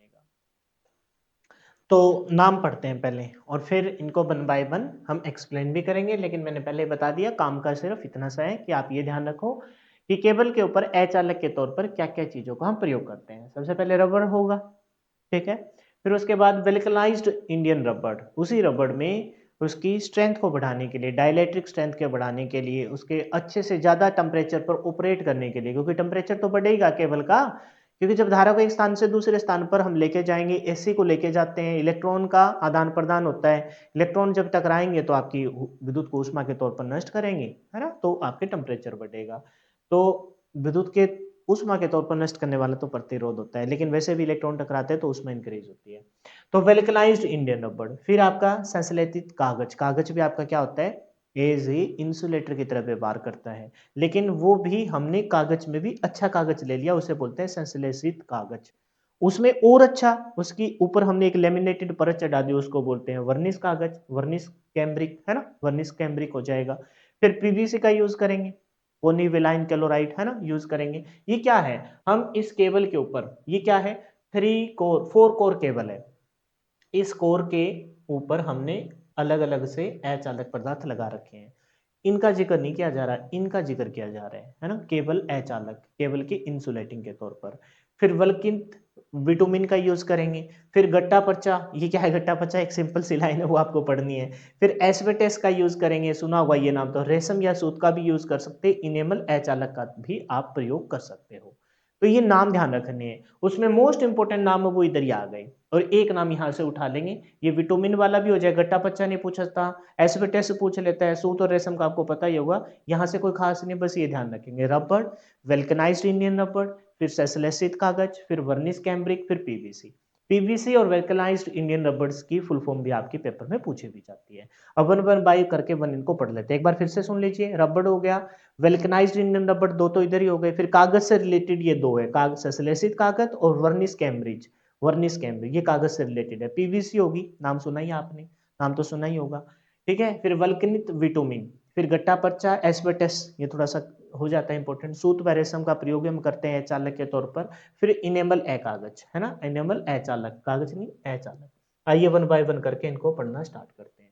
और मक्खी ने फिर से आंत तक फैला रखा है अपना। सबसे पहला कौन होगा जी? रबड़। सुनना है जस्ट, और कोई भी ऐसी चीज़ नहीं है कि भई तुमको ये कहूँ मैं कि तुम, है ना, इस सारी चीज़ों को एक-एक अक्षर तुम याद करके जाना, पेपर में यहाँ से भर-भर के क्वेश्चन आएँगे, ऐसी कोई बात ही नहीं है। रबड़ सुनिए। रबड़ प्राय आदरग्राही होता है। आदरग्राही मतलब उस आर्द्रता को अपने अंदर नहीं आने देता। आर्द्रता को मतलब नमी को रोके रखता है। एवं इसका इंसुलेशन समय के साथ घटता रहता है। आर्द्रग्राही, ओहो! ग्राही मतलब गहन ग्रहण करने वाला, तो उल्टा बोल दिया। आर्द्रग्राही होता है। मतलब रबड़ है, वो आपका जैसे ओस वगैरह आती है सर्दियों के टाइम ना, धीरे-धीरे, धीरे-धीरे, धीरे ऊष्मा को ग्रहण करता रहता है। जैसे ही नमी को ग्रहण करेगा, इसके चालकता पे कमी आ जाएगी। इस वजह से हम सिंपल रबड़ का प्रयोग नहीं करेंगे। दूसरी बात इसमें कमी क्या है कि इसका इंसुलेशन समय के साथ घटता रहता है, कमज़ोर होता चलता है। रबड़ उच्च तापमान सहने में असमर्थ है। ना तो नमी पर अच्छे से काम करता, ना ही अच्छे तापमान पर अच्छे से काम करता। तापमान ज़्यादा होने पर ये तो आपका गर्म होके गल के ब्रेक हो जाएगा। अतः इसका उपयोग उच्च वोल्टेज वाली केबलों पे नहीं करते। तो रबड़ का प्रयोग ना के बराबर है। ना के बराबर हम केबल के ऊपर इंसुलेशन के तौर पर प्रयोग करते हैं। तो फिर किसका प्रयोग करते हैं? रबड़ की डाइलेक्ट्रिक स्ट्रेंथ को बढ़ा देते हैं। ना तो नमी को अंदर आने देगा, ना ही टेम्परेचर कम मतलब ज़्यादा टेम्परेचर पर गलेगा। तो इसके अंदर हम कुछ स्पेसिफिक 1 से 5% गंधक की मात्रा, है ना? गंधक के साथ जिंक ऑक्साइड, मैग्नीशियम व लिथार्ज उत्प्रेरक के तौर पर इसके अंदर मिलाकर वेल्कनाइज्ड इंडियन रबड़ तैयार करते हैं। प्राकृतिक रबड़ की कुछ यांत्रिक गुण जैसे प्रत्यास्थता, ताप सहनशीलता, प्रत्यास्थता मतलब लॉन्ग लास्टिंग, ताप सहनशीलता मतलब अच्छे ज्यादा टेम्परेचर पर ऑपरेट हो जाए, आदि गुणों को बढ़ाने के लिए हम 1 से 5% क्या मिलाते हैं? जिंक के साथ 1 से 5%, गंधक के साथ जिंक 1 से 5% किसकी मात्रा मिलाते हैं? गंधक के साथ जिंक ऑक्साइड, मैग्नीशियम तथा लिथार्ज उत्प्रेरक की उपस्थिति में 130 डिग्री से 160 डिग्री तक गर्म करके किसको तैयार करते हैं? वेल्कनाइज्ड इंडियन रबड़ को तैयार करते हैं। इस प्रक्रिया को वेल्कनाइजेशन कहते हैं। तो रबड़ का प्रयोग ना के बराबर है, क्योंकि ये उस आर्द्रग्राही है, आर्द्रता को ग्रहण कर लेता है, ज्यादा टेम्परेचर पर ऑपरेट नहीं होता और समय के साथ इसका इंसुलेशन ब्रेक हो जाता है। तो फिर इसी आपके रबड़ की प्रत्यास्थता और तापमान सहन शक्ति को बढ़ाने के लिए 1 से 5% हम गंधक मिलाते हैं। 1 से 5% गंधक मिलाकर, गंधक किसके साथ? जिंक ऑक्साइड, मैग्नीशियम तथा लिजार्ज उत्प्रेरक। उत्प्रेरक क्या होते हैं? जो आपकी जल्दी से रासायनिक अभिक्रिया को पूर्ण करा दे। कितने डिग्री? 130 से 160 डिग्री पर गर्म करते हैं। यानी कि रबड़ के अंदर हम 1 से 5% जिंक, जिंक के साथ हम और क्या मिलाते हैं? उत्प्रेरक के साथ साथ हम गंधक के साथ 1 से 5% गंधक, और फिर आपका जिंक ऑक्साइड और मैग्नीशियम और एक उत्प्रेरक मिलाते हैं, और 130 से 160 डिग्री पर हम ऑपरेट करते हैं। इस प्रक्रिया को गैल्वेनाइजेशन कहते हैं। और क्या बन के तैयार हो जाता है? वेल्कनाइज्ड इंडियन रबड़ बन के तैयार हो जाता है।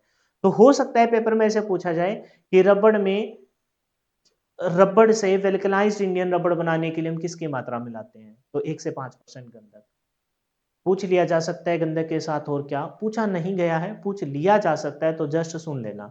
क्या मिलाते हैं? हम मिलाते हैं जिंक ऑक्साइड, मैग्नीशियम, उत्प्रेरक मिलाते हैं लिथार्ज उत्प्रेरक। कितने डिग्री टेम्परेचर पर वेल्कनाइज्ड इंडियन रबड़ को तैयार किया जाता है? 130 से 160 डिग्री पर। और इस प्रक्रिया को क्या कहते हैं? वेल्कनाइजेशन कहते हैं। और वेल्कनाइज्ड इंडियन रबड़ बनके तैयार हो जाता है। अब ना तो ये अपने अंदर आर्द्रता को आने देगा, और ना ही आपका टेम्परेचर पर इतने जल्दी आपका इंसुलेशन ब्रेक होगा, यानी कि उच्च वोल्टेज पर इसे ऑपरेट किया जा सकता है। फिर उसके बाद कौन सा आता है? संश्लेषित कागज। संश्लेषित कागज, इम्प्रीग्नेटेड पेपर। यह काफी सस्ता होता है, कागज है तो नॉर्मल सी बात है, सस्ता है। और इसका प्रयोग अचालक पदार्थ की भांति प्रयोग करने का लाभ यह है कि इसका पेरा विद्युतिक सामर्थ्य, डाइलेक्ट्रिक स्ट्रेंथ इसकी क्या होती है, तथा धारिता उच्च तथा धारिता शून्य होती है। यानी कि डाइलेक्ट्रिक स्ट्रेंथ आपकी कागज की क्या रहती है? ज्यादा रहती है। और धारिता, धारिता मतलब चार्ज को अंदर स्टोर करने की क्षमता, वो इसकी शून्य होती है। चार्ज को अंदर स्टोर नहीं करेगा तो इसका मतलब लीकेज करंट आपका कम से कम होगा। जिसमें से करंट आपको गुजारना है उसी में से गुजरेगा। किसके अंदर से गुजारना है? जो आपने अंदर अपने कॉपर का, एल्यूमिनियम का, या एल्यूमिनियम कोर स्टील रेनफोर्स्ड उसका आपने कोर यूज किए, उसी में से आपके धारा गुजरे। तो कागज क्या है? काफी सस्ता होता है। और सस्ता होने के साथ साथ इसका लाभ ये है कि इसकी डाइलेक्ट्रिक स्ट्रेंथ और इसकी धारिता शून्य होती है। नुकसान क्या है कि नमी को कागज क्या कर लेता है? जल्दी नमी को ग्रहण कर लेता है। अचालक पदार्थ की भांति प्रयोग करने से पूर्व इसमें विद्युत अवरोधी तेल से संश्लेषित किया जाता है। विद्युत अवरोधी तेल, है ना, जो विद्युत अवरोधी तेल आपने जैसे सुना होगा कि ट्रांसफार्मर में भी हम विद्युत अवरोधी ट्रांसफार्मर ऑयल डालते हैं, है ना? जिसमें आपने सिंथेटिक ऑयल, मिनरल ऑयल सुना होगा। तो उस सिंथेटिक इसमें भी हम किसका यूज़ करते हैं? विद्युत अवरोधी तेल से संश्लेषित किया जाता है। परंतु इस कागज़ का प्रयोग करने का केवल एक ही दोष है, और दोष क्या है? ये नमी को अवशोषित कर लेता है। समय के साथ नमी जैसे ही आपका वातावरण बदलेगा, नमी आएगी तो नमी को अवशोषित कर लेगा, जिससे इसकी इंसुलेशन घटता है। इंसुलेशन घटेगा तो नॉर्मल सी बात है, फिर आपका जो अंदरूनी चालक है उसकी प्रोटेक्शन में कहीं न कहीं कमी आएगी। तो सबसे पहले रबड़ ना के बराबर है, उसी में 1 से 5% गंधक और उसके साथ जिंक ऑक्साइड, मैग्नीशियम और आपका लिथार्ज उत्प्रेरक को 130 से 160 डिग्री पर वल्कनाइज्ड प्रोसेस को पूरा कर कर हम वल्कनाइज्ड इंडियन रबड़ को तैयार करते हैं। जिसमें आपकी आर्द्रग्राही नहीं रहता और ज़्यादा वोल्टेज पर ऑपरेट हो जाता है। संश्लेषित कागज़ क्या होता है? सस्ता है, मजबूत है, टिकाऊ है और डाइलेक्ट्रिक स्ट्रेंथ ज़्यादा होती है और इसकी धारिता शून्य के बराबर होती है, और इसमें की चालकता को और अचालकता को और ज़्यादा बढ़ाने के लिए हम इसमें किसका यूज़ करते हैं? विद्युत अवरोधी तेल से संश्लेषित करते हैं। नुकसान इसका ये है कि ये अपने ऊष्मा को ग्रहण कर लेता है, तो समय के साथ इसका इंसुलेशन डाउन आता है। फिर है जी वर्निश कैम्ब्रिक। वर्निश कैम्ब्रिक तो यह क्या कहता है कि यह वर्निश लेपित टेप के रूप में संश्लेषित सूती कपड़ा होता है, एक प्रकार का सूती कपड़ा होता है, कागज बोल दिया था मैंने, इस प्रकार का सूती कपड़ा है। वर्निश लेपित टेप के रूप में संश्लेषित सूती कपड़ा होता है, जिसे एम्पायर टेप भी कहा जाता है। इसको किस नाम से जाना जाता है? एम्पायर टेप के नाम से भी जाना जाता है। जिसको किस नाम से जाना जाता है? एम्पायर। सूती कपड़ा एक प्रकार का। वर्निश लेपित, वर्निश मतलब एक प्रकार की स्पेशल प्रोटेक्शन हो गई। वर्निश लेपित, वर्निश लेपित टेप के रूप में संश्लेषित सूती कपड़ा जिसे एम्पायर टेप, वर्निश कैम्ब्रिक को एम्पायर टेप के नाम से भी जाना जाता है। इसे केबल पर लगाने के पश्चात इसके ऊपर पेट्रोलियम जेली लगाते हैं। पेट्रोलियम जेली लगाने का एक तो फायदा यह है कि इसकी अचालकता बढ़ जाएगी, है ना? पेट्रोलियम जेली भी आपके किसके तौर पर काम करता है? एज ए अचालक के तौर पर ही काम करता है। दूसरी बात, अच्छे से इसको घुमाया जा सकता है, जिससे एम्पायर टेप को विभिन्न परतों के एक दूसरे पर सरलता से सरक सके, अच्छे से इसको ऊपर, है ना, सेट किया जा सकता है। जैसे किसी चीज को आपने देखा होगा कि लेडीज क्या करती है, जैसे चूड़ी पहन लेती है। जैसे मान के चलो लेडीज का क्या एग्जांपल, अपने हाथ में ही कड़ा है, तो ये अब कड़ा मेरे हाथ से इतनी आसानी से नहीं निकलेगा, तो हम क्या करेंगे? साबुन वगैरह लगा लेंगे, ऑयल वगैरह लगा लेंगे, ग्रीस वगैरह लगा लेंगे, है ना? तो फिर अब इस कड़े को बहुत आसानी से निकाला जा सके, लेकिन ये नहीं निकलता, बहुत टाइम हो गया इसको। ठीक है, तो इसी वजह से वर्निश कैम्ब्रिक आपका क्या है? आपकी एक प्रकार की लेपित टेप होती है, जिसको हम किस नाम से अन्य से जानते हैं? आपके एम्पायर टेप के नाम से जानते हैं, एक प्रकार का सूती कपड़ा होता है। तो इसमें हम क्या करते हैं, इसकी एक तो अचालकता को बढ़ाने के लिए, साथ में एक दूसरे को अच्छे से एक दूसरे के ऊपर लपेट के सरकाने के लिए हम पेट्रोलियम जेली का प्रयोग करते हैं। इसके अतिरिक्त यह नमी शोषक होता है, नमी को ग्रहण कर लेता है, तो ज़्यादा प्रचलन में नहीं होगा, जिस कारण इसके ऊपर शीशे का आवरण लगाना बहुत ज़्यादा ज़रूरी हो जाता है। ये खुद तो नमी ग्रहण करता है, कागज़ भी नमी ग्रहण करता है, वर्निश कैम्ब्रिक भी आपका नमी ग्रहण करता है। इसी वजह से मैंने कहा था कि कागज और वर्निश कैम्ब्रिक आपके दोनों सेम ही है, क्योंकि दोनों आपके नमी को ग्रहण करते हैं, क्योंकि ये भी तो एक प्रकार का सूती कपड़ा है। तो इस वजह से कागज के ऊपर भी और आपके वर्निश कैम्ब्रिक के ऊपर भी हम किसकी परत चढ़ाते हैं? शीशे का एक आवरण चढ़ाते हैं, क्योंकि शीशा है वो उष्मा और आपकी आर्द्रता का विरोधी होता है ना, उनका अवरोध करता है। ठीक है, नेक्स्ट है जी आपका पीवीसी। पीवीसी की फुल फॉर्म ही पेपर में खास हो जाती है। पीवीसी और वेल्कनाइज्ड इंडियन रबड़, इन दोनों की फुल फॉर्म खास है। पीवीसी मतलब पॉलीविलाइन क्लोराइड, पॉलीविलाइन क्लोराइड।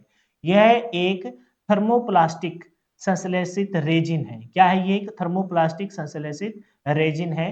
कुछ प्रमुख गुण जैसे उच्च पेराविद्युतिक सामर्थ्य, हाई डाइलेक्ट्रिक स्ट्रेंथ है, उच्च प्रतिरोधकता है, बहुत ज्यादा प्रतिरोधकता रहती है इसकी, यानी कि अपने अंदर से धारा के मान को प्रभावित नहीं होने देगा। उच्च तापमान पर कठोरता, यानी कि बहुत ज्यादा टेम्परेचर पर अच्छे से ऑपरेट हो सकता है। फ्लेक्सिबिलिटी, हम क्या चाहते हैं? चालक आपका आसानी से मुड़ जाए। अभी थोड़ी देर के बाद हम अचालक जो हम ये पढ़ रहे हैं ना, इनके गुण भी देखेंगे, तो उसमें से एक गुण होता है फ्लेक्सिबिलिटी, मुड़ जाए। मुड़ जाए मतलब मोड़ने पर टूटे ना, ब्रेक ना हो इंसुलेशन आपका। आदि गुणों के कारण पीवीसी इंसुलेशन के लिए अचालक पदार्थ में प्रयुक्त किया जाता है। मतलब कि इसके अंदर मोस्ट इंपोर्टेंट जितने भी फीचर्स होने चाहिए वो सारे के सारे इसके अंदर विद्यमान है। जैसे आपकी सबसे पहला इंपॉर्टेंट क्या है? उच्च डाइलेक्ट्रिक स्ट्रेंथ होनी चाहिए, यानी कि आपकी धारा को, विद्युत को रोके रखने की क्षमता को। उच्च प्रतिरोधकता, ये एक दोनों के मिलते जुलते पॉइंट है। उच्च तापमान कठोरता, यानी कि हाई वोल्टेज पर अच्छे से ऑपरेट हो जाए, यानी कि आपका इंसुलेशन ब्रेक ना हो। हालाँकि वो डिपेंड करता है कि आपने केबल के ऊपर कैसा इंसुलेशन चढ़ाया है। तो अगर पीवीसी चढ़ाते हैं तो नॉर्मल सी बात है, हाई वोल्टेज पर कठोरता से भाग करेगा। फ्लेक्सिबिलिटी हो, आसानी से मुड़ने-तुड़ने वाला हो, टूटे ना बस, ब्रेक ना हो। तो इस वजह से पीवीसी आपका बहुत ज़्यादा प्रचलन में है। सबसे पहले क्या था? रबड़, ना के बराबर प्रयोग। इसमें 1 से 5% गंधक मिलाकर वल्केनाइज़ प्रोसेस कर जिंक को और हमने मैग्नीशियम को यूज़ कर हमने वल्केनाइज्ड इंडियन रबड़ बनाया। तो इसमें जो कमी थी उसको दूर किया। फिर हमने संश्लेषित कागज़, ये अच्छा है लेकिन कमी है कि आर्द्रता को ग्रहण कर लेता है। अच्छा किस वजह से? सस्ता है और डाइलेक्ट्रिक स्ट्रेंथ ऊँचा है और धारिता इसकी 0 के बराबर है। फिर हमने किसका देखा? वर्निश कैम्ब्रिज, जिसको हम किसके नाम से जानते हैं? एम्पायर टेप के नाम से भी जानते हैं। ये भी एक प्रकार का सूती कपड़ा है। इसमें पिछले में भी हमने, है ना, अचालकता को बढ़ाने के लिए हमने एक धारा विरोधी हमने किसका यूज़ किया था? ऑयल का यूज़ किया था और इसमें हम किसका यूज़ कर रहे हैं? हम इसमें यूज़ कर रहे हैं पेट्रोलियम जेली का। लेकिन इसमें और पिछले में, वर्निश कागज में मोल लीजिए या फिर आप नॉर्मल सा नाम लेना चाहो तो कागज भी ले सकते हो, नहीं तो आप प्रॉपर नाम लीजिए संश्लेषित कागज। इसमें और इसमें वर्निश कैम्ब्रिक में कमी यह है कि ऊष्मा को शोषित कर लेते हैं, तो दोनों के ऊपर हमको किसके पर चढ़ानी पड़ेगी? शीशे का आवरण चढ़ाना पड़ेगा, तो फिर तो ये कॉस्टली हो जाएगा। फिर हम किसकी तरफ मूव किए? PVC, polyvinyl chloride. इसके अंदर सारे फीचर्स हैं। फीचर कौन-कौन से हैं? भई इसमें आपका ये एक प्रकार का रेज़िन है। रेज़िन के अंदर गुण होता है कि कठोरता आ जाती है। तो कैसा रेज़िन है? थर्मोप्लास्टिक संश्लेषित रेज़िन है। थर्मोप्लास्टिक संश्लेषित रेज़िन है। तो इस कुछ प्रमुख गुण है इसके अंदर। कैसे? डाइलेक्ट्रिक स्ट्रेंथ ऊँचा है, उच्च प्रतिरोधकता है, उच्च तापमान कठोरता है, फ्लेक्सिबिलिटी। इस वजह से सबसे ज़्यादा प्रयोग में होने वाला पीवीसी है। नेक्स्ट कौन-सा है? वल्कित विटोमिन। वल्कित विटोमिन। याद हो रहा है ना साथ-साथ? कोई मुश्किल नहीं है, लेकिन मैंने क्या कहा, नाम तो ज़रूर याद रखना। रबड़ की अपेक्षा सस्ता है तथा नमी के प्रति अप्रभावित, यानी कि रबड़ का तो दुश्मन यही हो गया। रबड़, रबड़ से अच्छा कौन? वल्कनाइज्ड इंडियन रबड़। और उससे अच्छा कौन? विटामिन, वल्कित विटामिन। प्रभावित रहने के कारण यह पदार्थ को अचालक के रूप में प्रयोग किया जाता है, परंतु इस पदार्थ का एक विशेष दोष यह है कि यह 50 डिग्री से उच्च तापमान पर सहन नहीं कर सकता। यानी कि रबड़ हमने थोड़ा सा चेंज करना पड़ेगा अपने ऑर्डर को। बताइए, रबड़, रबड़, रबड़ हो गया।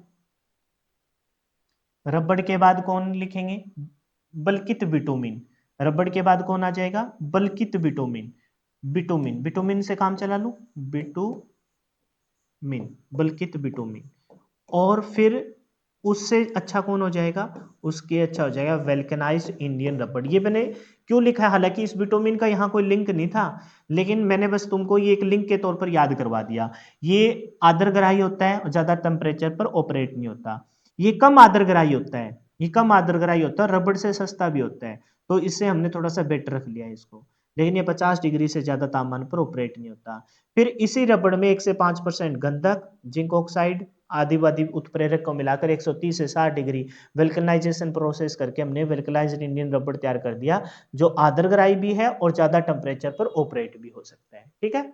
फिर आ जाता है जी, फिर क्या आ जाता है? गट्टा पर्चा। ये मैंने आया था ना, गट्टा पर्चा। गट्टा पर्चा क्या है? गट्टा पर्चा कोई विशेष चीज नहीं है। रबड़ जैसा एक पदार्थ समुद्री केबलों में टेलीफोन संचार के उद्देश्य से प्रयोग किया जाता है। तो इसमें हालांकि कोई एक ही लाइन है, लेकिन ये लाइन भी कभी कभार इंपॉर्टेंट हो जाती है। कैसे? कि बताइए, गट्टा पर्चा का प्रयोग, या फिर ऐसे पूछ सकता है, समुद्री केबलों के तौर पर या फिर टेलीफोन संचार के कम्युनिकेशन के तौर पर हम किस इंसुलेशन वाली केबल का प्रयोग करते हैं? तो गट्टा पर्चा केबल का प्रयोग करते हैं। गट्टा पर्चा इंसुलेशन वाली केबल का प्रयोग करते हैं, यानी कि जो केबल हम प्रयोग कर रहे हैं उसके ऊपर कौन सी कवर चढ़ा होना चाहिए? गट्टा पर्चा। यानी कि समुद्र में समुद्र में यूज कर रहे हैं, समुद्र में तो पानी, पानी का मतलब नमी, तो नमी को तो ये अपने अंदर आने नहीं देगा। तो गट्टा पर्चा है वो नमी ग्राही नहीं, नमी अवरोधी होता है, नमी अवरोधी होता है। टेम्परेचर का ज्यादा सीन नहीं होता। क्यों? क्योंकि आपके समुद्र में हम यूज करते हैं, संचार की केबलों में हम यूज करते हैं किसका? गट्टा पर्चा। तो आपसे पूछा जा सकता है, गट्टा पर्चा रबड़ जैसा ही आपका अचालक पदार्थ है, जो आपका इसमें समुद्री समुद्री केबलों में और टेलीफोन में, समुद्री केबलों में टेलीफोन संचार के उद्देश्य से प्रयोग किया जाता है। टेलीफोन, अच्छा दोनों अलग अलग पढ़ दिए। एक है भाई, समुद्री केबलों में टेलीफोन संचार के तौर पर इसका प्रयोग किया जाता है। तो ये नमी ग्राही नहीं, नमी अवरोधी होता है। टेम्परेचर का कोई सीन नहीं है, क्योंकि आपके समुद्र में यूज कर रहे हैं, तो टेम्परेचर पर तो रबड़ रबड़ के अंदर कमी क्या है, ज्यादा उच्च टेम्परेचर पर ऑपरेट नहीं हो सकता, तो टेम्परेचर तो बढ़ेगा ही नहीं इधर, क्योंकि समुद्र के अंदर प्रयोग कर रहे हैं। लेकिन समुद्र के अंदर नमी होती है, तो ये नमी को अवरोधित करेगा, नमी अवरोधी होता है, और इसी वजह से रबड़ ना बोल के इसको गट्टा पर्चा बोला। गट्टा पर्चा है तो इसका मतलब समुद्री केबल में संचार के तौर पर प्रयोग किया जाता है। ठीक है, लास्ट तीन बचे हैं एस्बेस्टस। बस ये बार बार रिपीट क्यों कर रहा हूं, ताकि भाई थोड़े बहुत तो आपको ध्यान रहे। जैसे सबसे पहले रबड़ किया, रबड़ से अपडेटेड वेल्कनाइज्ड इंडियन रबड़ किया, फिर हमने कागज का प्रयोग किया, कागज में स्पेसिफिक नाम रख दिया, फिर कैम्ब्रिक का यूज किया, फिर हमने पीवीसी का यूज किया, और फिर रिसेंटली हम गट्टा पर्चा पढ़ के आए हैं। तो थोड़ा थोड़ा लिंक करके पढ़ो, विटामिन भी आ गया था बीच में, लिंक करके पढ़ो। रबड़ से अच्छा कौन, रबड़ से अच्छा विटामिन, वल्कित विटामिन। फिर उससे अच्छा कौन, वेल्कनाइज्ड इंडियन रबड़, ये आर्द्रग्राही होता है, ज्यादा वोल्टेज पे ऑपरेट नहीं होता है, इंसुलेशन समय के साथ ब्रेकेट हो जाता है। ये नमी को नहीं आने देता, लेकिन ज्यादा वोल्टेज पर ऑपरेट नहीं होता। ये ना तो नमी को आने देता, ना ही ज्यादा वोल्टेज पे ऑपरेट होता। और इसमें 1 से 5% गंधक, जिंक ऑक्साइड एंड बैंड करके हम एक वेल्कनाइजेशन प्रोसेस पर 130 से 160 डिग्री पर वेल्कनाइज्ड इंडियन रबड़ को तैयार करते हैं। अच्छा, फिर ये तीन तो निपट गए। हमने संश्लेषित कागज देखा, सस्ता है, मजबूत है, टिकाऊ है, लेकिन नमी को ग्रहण कर लेता है। फिर आपने देखा कि एम्पायर टेप, जिसको आप वर्निस कैम्ब्रिक के नाम को भी से भी जानते हो, ये भी आपके नमी को ग्रहण कर लेता है। दोनों के ही दोनों पर, इसमें तो हम किसका यूज करते हैं, अवरोधी तेल का, है ना, विद्युत अवरोधी तेल का, और इसमें पेट्रोलियम जेली का। लेकिन दोनों ही दोनों नमी को ग्रहण कर लेते हैं, तो दोनों के ऊपर हम शीशे का आवरण लगाएंगे। फिर पीवीसी के अंदर सारे फीचर्स है, ये खास है, इसको ध्यान रखना। फिर गट्टा पर्चा, गट्टा पर्चा में उष्मा नहीं, नमी अवरोधी होता है, इस वजह से हम गट्टा पर्चा को रबड़ जैसा ही होता है, समुद्री केबलों में संचार के तौर पर प्रयोग करते हैं। एस्बेस्टस, यह कैल्शियम तथा मैग्नीशियम का सफेद अथवा भूरे रंग का सिलिकेट होता है। तो एस्बेस्टस किससे मिलकर बना होता है, कैल्शियम तथा मैग्नीशियम के, है ना, मिश्रण से। कैल्शियम तथा मैग्नीशियम के सफेद अथवा भूरे रंग के सिलिकेट, सफेद तथा भूरे। बस एस्बेस्टस में क्या होता है, कैल्शियम और मैग्नीशियम होता है, कैल्शियम और, अब मैं ये अंडरलाइन करना चाहता हूँ, पतली सी लाइन, लेकिन इतनी बड़ी, और जब बड़े करना चाहेंगे ना तो बड़ी हो, अथवा भूरे रंग का सिलिकेट होता है। केबलों में निम्न तथा मध्यम वोल्टेज पे इसका प्रयोग अचालक के तौर पर किया जाता है। एस्बेस्टस कैल्शियम मैग्नीशियम, है ना, का सफेद अथवा भूरे रंग का सिलिकेट होता है, जो मध्य से निम्न वोल्टेज पर ऑपरेट होता है, तो मतलब ज्यादा प्रचलन में नहीं है। रेशम और सूत, सिल्क एंड कॉटन, आवश्यकता अनुसार इसकी एक या दो परतों का प्रयोग निम्न वोल्टेज की केबलों में अचालक पदार्थ की भांति किया जाता है। इसके अतिरिक्त विद्युत मापन उपयंत्रों और तथा मोटर की वाइंडिंग में भी इसका प्रयोग किया जाता है। मोटर की वाइंडिंग में इसका उपयोग करते हैं, एक तो ये चीज ध्यान रखना। दूसरी बात, इसकी हम इंसुलेशन के तौर पर एक परत, दो परत, तीन परत अपनी सुविधा के अनुसार इसको चढ़ा सकते हैं। मध्य से निम्न वोल्टेज पे ऑपरेट होता है, तो ज्यादा प्रचलन में नहीं है। एनिमल अचालक, एनिमल द्वारा प्राप्त अचालक सूत तथा रेशम की अपेक्षा सस्ता होता है। यानी कि जो आपने पर रेशम और कॉटन ऊपर पढ़ा है ना, रेशम और कॉटन, है ना, सिल्क और कॉटन आपने पढ़ा है, उससे एनिमल अचालक उससे सस्ता होता है, परंतु इसको आसानी से लपेटने की संभावना होती है, परंतु इसके आसानी से फटने की संभावना होती है, क्रैक हो जाता है ये जल्दी। कौन, इनेमल कागज। इनेमल समझता है ना, मोमिया कागज, फट जाता है, ज्यादा खींचेंगे फट जाएगा, कट लगने से भी कट जाता है। सूत व रेशम के समान इसका प्रयोग भी विद्युत मापन उपयंत्रों में, मोटरों की बाइंडिंग में किया जाता है। तो सूत और रेशम व इनेमल कागज, है ना, विद्युत यंत्रों में और मोटर वाइंडिंग में अचालक के तौर पर प्रयोग किया जाता है। सूत और रेशम, इनेमल कागज। एस्बेस्टस, सिलिकॉन और कैल्शियम और मैग्नीशियम का सफेद अथवा भूरे रंग का सिलिकेट होता है, निम्न से मध्य वोल्टेज। ये ज्यादा कोई भी प्रचलन में नहीं है। अच्छा, गट्टा पर्चा है समुद्री केबल में संचार के तौर पर। फिर आपका वल्कित बिटुमिन है, जो रबड़ से अच्छा है, लेकिन विल्कनाइज्ड इंडियन रबड़ से थोड़ा सा हल्का है। पीवीसी खास है, याद रखेंगे। अच्छा, वर्निस कैबलीज और आपका एक कागज, कौन सा कागज, संश्लेषित कागज, दोनों के दोनों अच्छे हैं। डाइलेक्ट्रिक स्ट्रेंथ भी अच्छी है, लेकिन ऊष्मा को शोषित कर लेते हैं। दोनों के प्रोटेक्शन के तौर पर हम किसका प्रयोग करेंगे, उसके ऊपर आप कांच का एक कवर चढ़ाओगे। और इन दोनों में हम अचालकता के लिए यहाँ हम विद्युत अवरोधी ऑयल का यूज करते हैं, और वहां पर पेट्रोलियम जेली का प्रयोग करते हैं। और वेल्कनाइज्ड इंडियन रबड़ को हम तैयार कर रहे थे 130 से 160 डिग्री। हो गए सारे के सारे। केबल है चालक, कोई मुश्किल नहीं है। रबड़ है, वेल्कनाइज्ड इंडियन रबड़ है, संश्लेषित कागज, वर्निस कैबरेज, पीवीसी पे खास ध्यान रखेंगे। वल्कित बिटुमिन रबड़ से अच्छा है, लेकिन वेल्कनाइज्ड इंडियन रबड़ से हल्का है। गट्टा पर्चा आपकी समुद्री केबल में संचार के तौर पर। एस्बेस्टस कैल्शियम मैग्नीशियम से बनेगा, ठीक है। निम्न में मध्य वोल्टेज, निम्न में मध्य वोल्टेज, निम्न में मध्य वोल्टेज। रेशम व सूत का कपड़े की एक या दो की परत, निम्न से मध्य वोल्टेज। लेकिन भाई इसके अंदर और इसके अंदर फर्क इतना सा है कि निम्न कागज है वो इससे सस्ता तो है, लेकिन ये जल्दी कट लग के ब्रेक हो जाता है। और दोनों का ही प्रयोग हम कहाँ करते हैं, जो इलेक्ट्रॉनिक यंत्र होते हैं और साथ में मोटर की वाइंडिंग में इंसुलेशन के तौर पर इनका प्रयोग करते हैं। अब देखते हैं केबल में प्रयुक्त होने वाले विद्युत रोधी पदार्थ के अंदर गुण क्या क्या होने चाहिए। तो केबल में प्रयोग होने वाले विद्युत अवरोधी पदार्थ के अंदर जो गुण है, वो पहला गुण, एक तो सबसे मोस्ट इंपोर्टेंट, किस वजह से लेके आ रहे हैं, अचालकता के तौर पर। अचालकता किससे बढ़ेगी, आपकी डाइलेक्ट्रिक स्ट्रेंथ पर। तो अचालकता पदार्थ का पेरा विद्युत सामर्थ्य, डाइलेक्ट्रिक स्ट्रेंथ उच्च होनी चाहिए, ज्यादा से ज्यादा होनी चाहिए, ताकि विद्युत का झटका हमें ना लगे। अचालक पदार्थ का फ्लेक्सिबिलिटी होना जरूरी है, फ्लेक्सिबल होना जरूरी है। कौन है फ्लेक्सिबल, आपका सबसे अच्छा फ्लेक्सिबल पीवीसी है, पॉलीविनाइल क्लोराइड है, फ्लेक्सिबल होना चाहिए, यानी कि मुड़ जाए आसानी से, टूटे ना। अचालक पदार्थ का विशिष्ट प्रतिरोध उच्च होना चाहिए, ज्यादा से ज्यादा होना चाहिए, जिससे केबल की लीकेज धारा ना हो, एक्स्ट्रा में करंट इधर उधर ना जाए, करंट आए तो उसको रोक दे, वापस भेज दे, जा भाई। अचालकता पदार्थ आदरग्राही नहीं होना चाहिए, उष्मा को ग्रहण करने वाला नहीं होना चाहिए। कौन कर लेता है, कागज और वर्निश केबल आपके ग्रहण कर लेते हैं, रबड़ भी ग्रहण कर लेता है। अचालक पदार्थ अज्वलनशील होना चाहिए, जल्दी से आग को ग्रहण, आग अग्नि ना पकड़े। पदार्थ का ताप प्रसार गुणांक निम्न होना चाहिए, यानी कि ताप प्रसार गुणांक समझते हो ना, यानी कि टेम्परेचर को बहुत जल्दी अपने रिलीज कर पाए। अचालक पदार्थ का अम्ल व जारी आदि रासायनिक पदार्थों पर कोई प्रभाव नहीं पड़ना चाहिए, क्योंकि हो सकता है कि भाई किसी कम, हम किसी लैब में यूज कर रहे हैं तो वहां अम्ल और जार के रसायन वगैरह गिरते रहते हैं, तो उससे अप्रभावित होना चाहिए। अचालक पदार्थ विद्युतशीलता निम्न होनी चाहिए, विद्युतशीलता क्या होनी चाहिए, निम्न, कम से कम होनी चाहिए। अचालक पदार्थ बिना क्षति के उच्च तापमान को सहन करने में सामर्थ्य होना चाहिए, ज्यादा टेम्परेचर पर ऑपरेट हो जाए। तो ये गुण होने चाहिए, कोई ऐसा गुण नहीं है जिसको आपको लगे कि भाई इसको तो विशेष करके याद करना पड़ेगा, सिंपल सिंपल से गुण है और सारे गुण आपको पता भी है। क्लियर है। नेक्स्ट है जी आपकी केबल के प्रकार, लेकिन अब सिर्फ और सिर्फ इस 2-4 मिनट में हम केबल के नाम सुन लेंगे, पढ़ेंगे अगली क्लास में, क्योंकि थोड़ा सा टाइम लग जाएगा। सबसे पहले है वेल्कनाइज्ड इंडियन रबड़ केबल, फिर है सीटीएस केबल, फिर है जी पीवीसी केबल। ये तो दोनों हम अचालक के तौर पर पढ़ के आए हैं, अचालक चढ़ाया वैसे ही केबल का नाम रख दिया, वेल्कनाइज्ड इंडियन रबड़। अचालक था, केबल भी बना दी। पीवीसी पॉलीविनाइल क्लोराइड, अचालक था, केबल भी बना दी। सीसा अवधारित केबल, नाम से पता चल रहा है कि अंदर आपकी लेड सीट लगी होगी। तो ट्रोपोडेयर केबल, ट्रोपोडेयर केबल के अंदर एक फीचर्स होता है कि हम एक विशेष प्रोटेक्शन दे देते हैं ट्रोपोडेयर की। फ्लेक्सिबल केबल है ना, मुड़ जाए आसानी से। आर्म केबल स्पेशल प्रोटेक्शन देते हैं, जितने भी अंदर हम जो केबल है चालक होती है, कोर होती है, उसके ऊपर हम जितने भी परत चढ़ाते चलेंगे कि उस चालक की प्रोटेक्शन के लिए, लास्ट एक परत इंसुलेशन से पहले हम किसकी चढ़ा देते हैं, आर्म्ड केबल चढ़ा देते हैं, ताकि आपकी यांत्रिक क्षति ना पहुंचे। Weather proof cable, weather proof cable आपको पता ही चल गई, प्रूफ, ये तो आपकी वेदर प्रूफ जैकेट भी आती है, वेदर प्रूफ केबल भी होती है, यानी कि कोई डैमेज अंदर ना हो।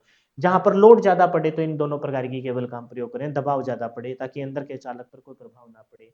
पीएमसी केबल है ना, पल्स कोडेड मॉड्यूलेशन बोलते हैं, और गैस प्रेशर केबल। तो कुल मिलाकर ये 10 केबल है। जिस प्रकार से हमने इंसुलेशन के नाम याद किए थे, ठीक उसी प्रकार से इनको भी हम अच्छे से याद कर लेंगे। अच्छे से इनको डिटेल से मैं बताऊंगा, लेकिन अब टाइम लग जाएगा, क्लास बहुत लंबी हो जाएगी। जैसे हम मैं बताने वाला हूँ आपकी वेल्कनाइज्ड इंडियन रबड़ जो केबल है, फिर सीटीएस केबल है जिसे केव टायर सेथेड या फिर टीआरएस टफ रबर सीथेड के नाम से जानते हो। एक एक चीज को बड़ी डिटेल से बताऊंगा, पीवीसी केबल को, सीसा आवृत केबल को, ये सारी चीजें मैं ना बहुत डिटेल से आपको बताने वाला हूँ, एक एक चीज को अच्छे से एक्सप्लेन करने वाला हूँ। लेकिन ये अब नहीं, ये करूंगा अगली क्लास में। तो होप सो कि मैं यहाँ तक आपको अच्छे से समझाने में कामयाब रहूंगा। जो बच्चे यूट्यूब पे देख रहे थे, कंप्लीट बैच अगर करना चाहते हो, मेरे साथ जुड़ना चाहते हो, किसी भी प्रकार की कोई भी समस्या है उसका समाधान मैं आपको दूंगा। जुड़ना चाहते हो तो उसके लिए आप हमारी ऐप पे जाइए, इस वीडियो के डिस्क्रिप्शन में ऐप का लिंक दे रखा है, और वहाँ पर मात्र 499 रुपये में टिल सिलेक्शन तक आप इस बैच में पढ़ सकते हो, और साथ साथ मॉक टेस्ट लगाते रहिए। बैच के रिगार्डिंग कोई भी डाउट है तो हमें संपर्क कीजिए, 82 954 38 575, ये मेरा कॉन्टैक्ट नंबर है। फिलहाल के लिए इतना ही। जय हिंद, जय भारत, मिलते हैं नेक्स्ट वीडियो में। Bye bye, take care and wish you all the best for your upcoming exam. Comment करके बताना क्लास कैसी थी, और इस वीडियो को ज़्यादा से ज़्यादा अपने दोस्तों के साथ शेयर जरूर करना।